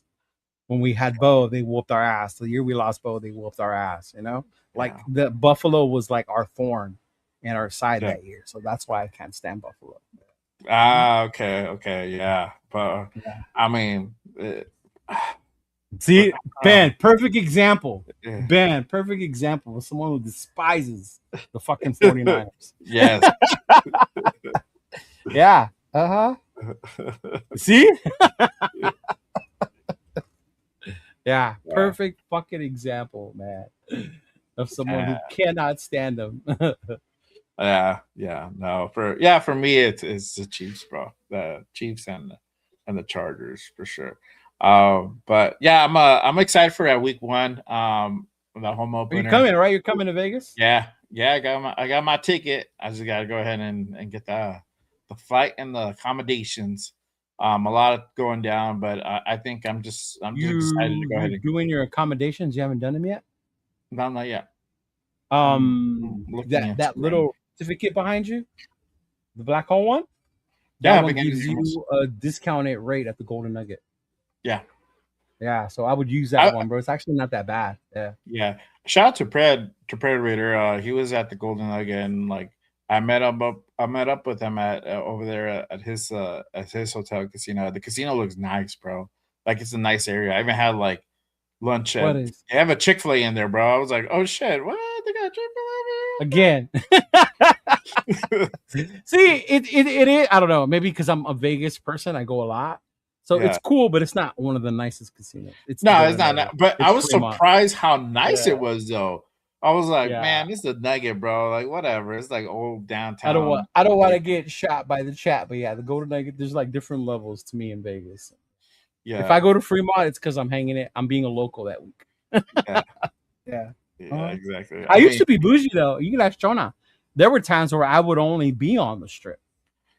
Okay. I was usually I on would the strip. only. That was my I first was time only at always downtown. on the strip. Yeah. Mhm. Yeah. Yeah. Yeah. That was my first time in downtown. I never stayed outside of the strip. It was always Yeah. like at Excalibur, or it's always at like See, even Excalibur to me was like yeah. I would like that's the lower end of the strip. Like, I was bougie Yeah. like that.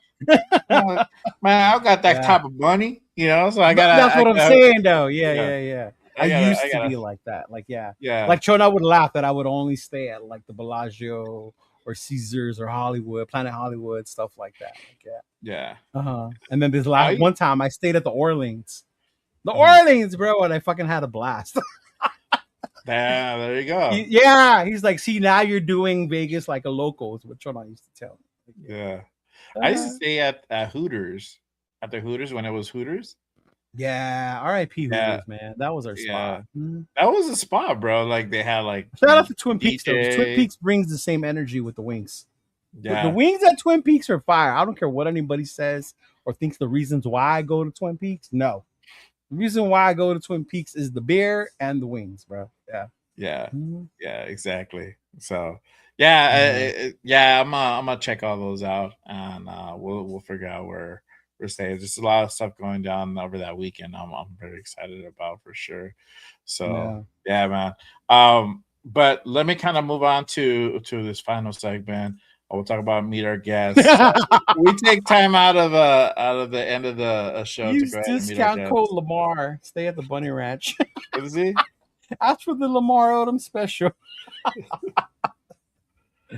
Oh. There you go. Oh man, that's funny. But Nah, yeah, bro, the wings are fire. Y'all sleeping on the wings. Mhm. yeah, for sure. No, the wings are fire. The wings are It's the fire. closest thing to Hooters. Yes, it is. Yeah. Yeah. I don't know. I like the beer there. I like the atmosphere. I used to go there for the UFC fights. I saw after we went to that draft party thing for Mendoza to meet him. Yeah. We went to Twin Peaks and then we were watching the Laker playoff game there. Yeah. Nice. Yeah. But let me ask you. We'll go ahead and kind of go into this quick segment here. I don't think I've ever asked you, but who's on your Raiders Mount Rushmore? It could be player or coaches. We did this last year. You don't remember? No, hell no, I don't remember. I barely remember what I did yesterday, bro. Obviously, it's Coach Madden, right? Yeah. Coach Madden for various reasons. The video game, and as much as people want to laugh, like the video game, I get to see him as a coach, but that opened my mind to a whole nother world of football. and opened my love for football even more. The video game. So Coach Madden, Al Davis, could not have one with Al Davis. And then I would definitely add Tim Brown, Yeah. because Tim Brown went to Notre Dame and he went to play for the Raiders. So that would definitely be my Tim Brown. And then my other one, I always have a struggle which one, because in my era I loved watching Marcus Allen. I loved watching Marcus Allen run the ball. But then also as I got older and I played Madden, Charles Woodson was my dude. Like I loved fucking Charles Woodson, especially because I was more of a defensive guy, right? That was my fucking dude. So I always have like, do I put Marcus? Do I put Seawood? Or do I make my much more a little bigger? I had both. Yeah. Right? Like yeah. But for me, as I have to go back as a kid where my love started for the Raiders. So I would definitely throw Marcus, Timmy, Al, and then of course what Coach Madden. Yeah. And that's just me because that's where I grew up. That's where my started. I started watching the Raiders in LA. I remember seeing Al Davis in the white jacket on the field at the Coliseum. Yeah. I remember seeing Marcus Allen. Like I remember when Tim Brown got to the team. Howie Long was my favorite player. Probably I was bigger Howie Long fan than I was a Maxx fan. Yeah. As a kid, because of that love you had for them. Yeah. Mm-hmm. Yeah. No, Thank you. You definitely got to go ahead and put up. And there's so many like Tom Flores. There's so many to choose from too. Yeah. Mm-hmm. And that's why this question is kind of like so hard and whatnot. And then also your age. Like I can't say Otto because I never saw him play. Yeah. Yeah. Mm-hmm. Yeah. It depends. Like I know for like Jeff, his Mount Rushmore is different than ours is, and like is different than ours is, because Nathan and Rundowns is way different because of their age. Yeah. They'll throw in like maybe one dude that's like from back in the day, but like most of them are like within the like modern era type of dudes and stuff, So I don't know. I'm a Bo guy. Yeah, he's on my list, bro. See, but even Bo, like, is it Bo because of how long he played for the Raiders, or Bo because he was Bo? It was Tecmo Bowl. It was the all sport athlete. It was the Nike. Like Bo was just this figure, But he only played with us 5 seasons? Yeah. Mm-hmm. But those, I don't know. Those 5 seasons were. Oh, they were fucking phenomenal. Dude. Every time we went to the Coliseum. Every time he touched the ball, we were like, because he was gone. Yeah, he was gone. He was gone. But it was, bro, and it wasn't. It was that, and then the fact that he was one of the rare dudes that played like a dual professional sport. So he played the baseball. We talked about it earlier, where he was, he had that contract for the Royals, and he actually started for the Royals, which is crazy. It wasn't like, oh, he's a utility guy or whatever. He's playing like DH or some fucking shit like that. Yeah. He was actually like in there playing like every day, There's this play. I don't know how many people follow baseball, but when Bo was at Kansas City, this dude named Harold Raines, he was running all the bases, trying to score from first, right? Trying to score. And they were waving him in. Bo caught the ball off the bounce, bro. Turned and just threw it. Didn't stop to set nothing. Just ball, fling it. Got the dude out. Yeah. Like that's how amazing Bo was, bro. Yeah. Like uh-huh. Yeah, bro. like he was Dion is another guy, bro. Dion, Dion I have love for Dion, bro, because like he was one of those dual sport guys, and Dion was and Dion was on a good team because he was on the Braves. Yeah, Dion he was on the Braves, bro. And the Braves were good when he was on there. Yeah, he was playing for the Falcons, and then he was doing the Braves, bro. Mm-hmm. And it's we're probably not gonna see that probably within our lifetime anymore. I don't see that ever happening again. Most teams are like, nope. That and then the way they are now about protecting you, and you can't do this because you're our star and things like that. Yeah. Mm-hmm. Yeah. So I think those days where they like play like multiple professional sports is probably. But look that play up for Bo Jackson, and then there was an All-Star game, with the home runs, where Bo Jackson just took over the All-Star game. It's crazy. Yeah, Mhm. yeah, that's insane. But yeah, no, that's a good list for sure, bro. But let them know what you have going on during the week, where they can find you at. Um, Oh, so and Mondays, I come on the with Rundown, State of the Nation. Mondays at 12. Me and Rundown come on, so keep on the lookout for that. And then, of course, with Beavis and Butthead over there on Tuesdays, the most notorious podcast with Jeff and Will, and then our newest edition, the newest Las Vegas resident, yeah, LV Raider 10. Try to get him to go out there and do more things. Yeah. And then of course the Poodle Raider podcast on Wednesdays with me, Raquel, Chona, and then Queen V once she's able to come back as well. Yeah. yeah, But I'm really excited for the home opener, dog, and the things we got going on yeah. in Vegas. In Vegas. So I don't know if you saw, but in Vegas they just added another performer to the event, to the silver and black what you call it, the silver and black party. Yeah, So I there it is. heard. Yeah, Yes. they had it. They're So adding Saturday, September 12th, gates open for the Fremont Country Club, right? Brought to you by Rated Crusaders. I myself will be there as a vendor, right? But yeah, Little Easy E just got added on to the list. And then I don't know if you saw the day before that, they did announce Lazy Bone, right? Okay. So Bone Thugs, bro, Little Easy E, right? And then we got Dub C, you got Said Dog of Cypress Hill, and then of course all our old school heads know Mellow Man Ace and Yeah, Mentirosa, right? yeah, And then of yeah, yeah. course Shout out to Mo, man. it would not be a Raider party, without the low riders. And then of course I always love to support my local Raider fam and performers, my boy Yeah, Yaya's gonna be performing. Money shout out to Loyalty will be out there you. Yeah, performing, and then of course our board Certified Trouble. So you know what? Yeah, I get it. People are like, oh, we see them. I don't care. I'll see them all the time because I love to support them. yeah, Especially a lot of them have always made me feel welcome when I go to the shows. When I go to Vegas, it's like seeing family. So yeah, man, yeah, we got that one going on Saturday, September 12th, bro. So the yeah, 2026 home opener block party. Yeah. yeah. Mhm. Yeah, shout out to Cypress and Mellow Man. Southgate's finest, bro. Yeah, right. This is from my whole hometown, bro. From Southgate, Surgate, huh? Surgate. Southgate, bro. Mhm. I know. Like I don't. I'm not wearing my Southgate shirt today, but yeah, I got my Southgate Look at shirt. this guy. Can I put Mendoza on my Rushmore list? There you go. Hey, bro, you do whatever you want to do, boy. Right. Yeah. Look at this You guy. put whoever you want on there, bro. Uh-huh.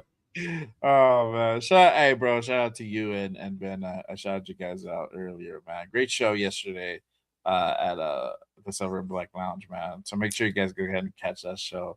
Catch Poodle Raider Right. podcast as well, and State of the Nation with our guy Rundown and Leo, and the Notorious podcast as well on Tuesday night. So a lot of great shows coming up for sure.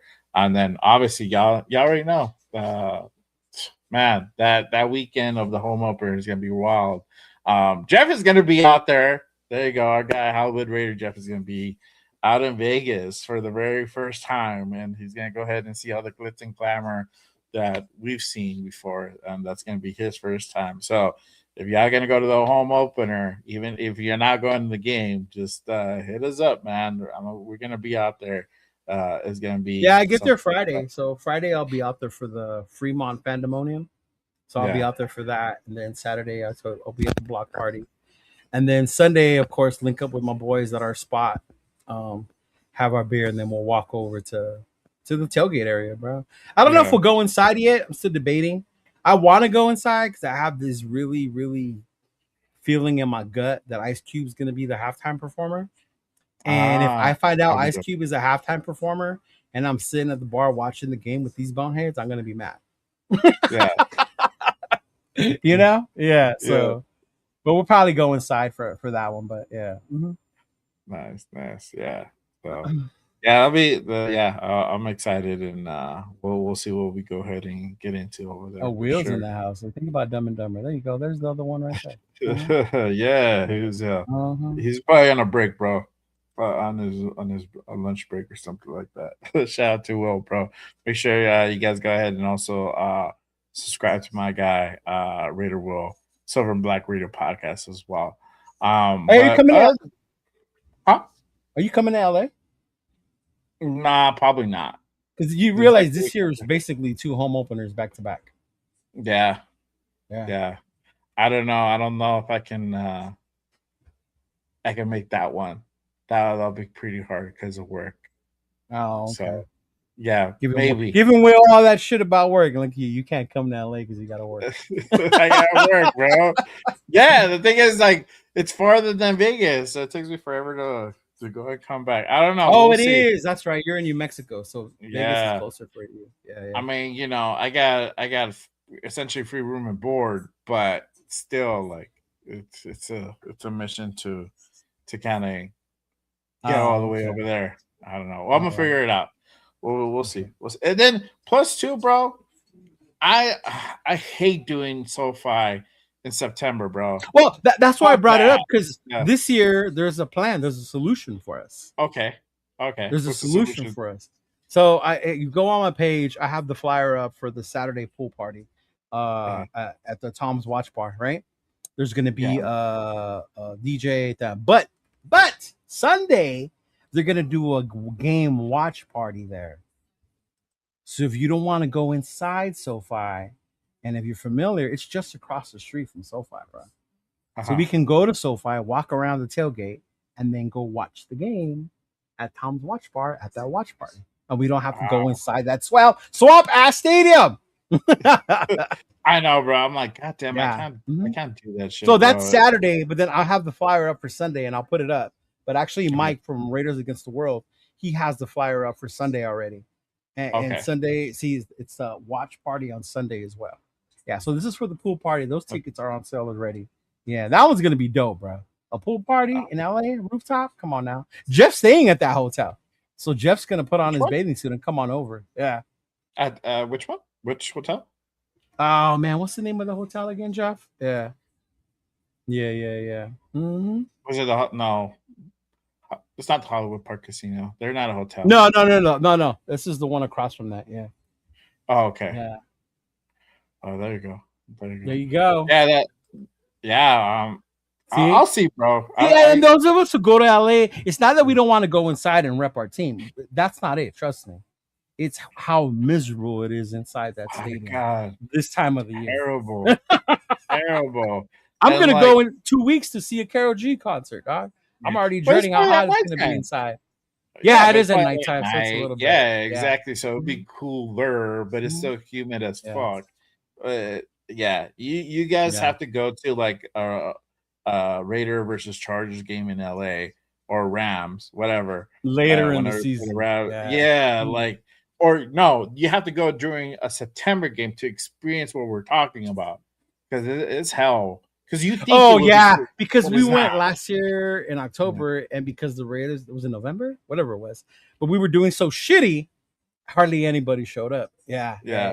Mhm. I Yeah. know. I remember going one Anthem year. is the name of the hotel. The Anthem.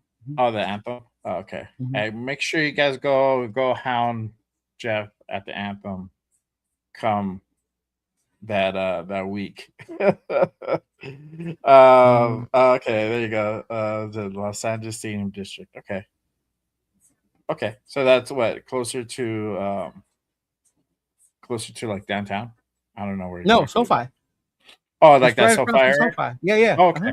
Yeah. Okay. Yeah. I Yeah, don't the know. Cosmos around there. The Tom's Yeah, Watch I know Bar the is around Cosmos. there. Hollywood Park is not that far from there as well. Yeah. Yeah.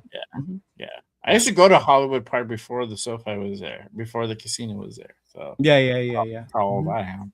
But yeah, you guys got to go to like a Raider Charger game in SoFi to know what we're talking about because I know because I went like I think I went 2 years, not in a row, but I went 2 years at SoFi, and man, I was sweating my fucking sack off. I felt like I was in a sauna.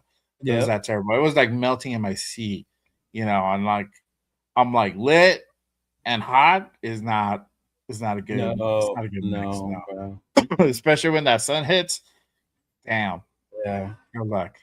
Good luck. Like I don't know But yeah. what they were thinking when it came to the airflow or the no air conditioning in that stadium. Yeah. Yeah, I don't know. Mhm. They thought they were gonna get the constant like ocean breeze or whatever. The ocean's not that far. I mean, the It's ocean's not, not that but close. but Yeah, still, yeah. You're not either. that close where you're getting that ocean breeze. Mhm. Nah, if you were like right, like maybe like I don't know, 2 miles from like the ocean, that would make more sense. But I think Mhm. it's like 10 miles away from the ocean. It's not that close. Yeah. But yeah, yeah, we'll see what happens with that one for sure. But um, anyway, appreciate you guys pulling up. Make sure you guys go ahead and hit that like, hit that subscribe, share it on all social media platforms. Make sure you guys go ahead and subscribe to Just Raiders Baby if you're not subscribed yet. Make sure you guys go ahead and subscribe to Leo's channel at Cheeto Linus. Make sure you guys go ahead and tap into their shows as well. We're gonna go ahead and we'll go ahead and eventually reconnect all four of us as well. Yeah, Probably once towards the season starts, we'll figure out a day to bring back the connection show. But because in yeah, that show we go over the game for that week, and there have been no yeah. games. Yeah, there'll be no game. So There have been no exactly. games. So yeah. Yeah. Mhm. So we'll come back. Right? Jeff got a poolside room? Damn, Jeff. What? Hey, it's that Halloween money, dog. I'm telling He, you. he breaking in that YouTube money. Mhm. Man, I know, bro. He's on like 5 days a week. There you go. Mhm. Make sure you guys also go ahead and give our guy Raider Jeff a follow as well Hell yeah, at Will. 41 What's the Raider. time about what did Will say? Jeff living that luxury life.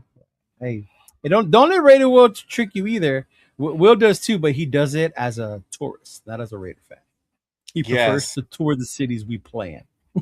Exactly. He loves that that travel Yeah. for sure, bro. So I know. Hey, you got to come out to Vegas for one game, dog. Come on, come on. Right? That's why I'm gonna try to convince Will to come out for the home opener. He probably won't, but he'd be like, "There you go. See, he's like, I'm poor." I'm like, "Gee, who's a baller?" He thinks everybody's a baller, dog. Right. He has his own business, dog. Like, come on. Yeah, he thinks everybody. I'm like, "Oh, Jay's balling." I'm like, "No, I'm not, bro." Right? I'm out I here just working for the man, dog. You got your own business. I just You're the budget baller. carefully, bro. I just budget really Right? carefully, you know. But yeah, Um, we'll see. Uh Anywho, appreciate you guys. I will be back.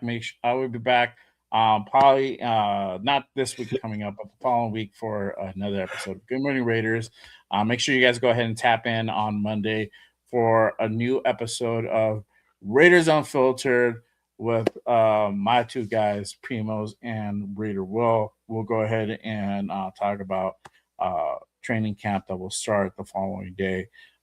Make sure you guys go ahead and tap in. We will be on at our usual regular time, which is around 5 p.m. Pacific. So make sure you guys go ahead and pull up for that one. But I appreciate you guys. Love as always.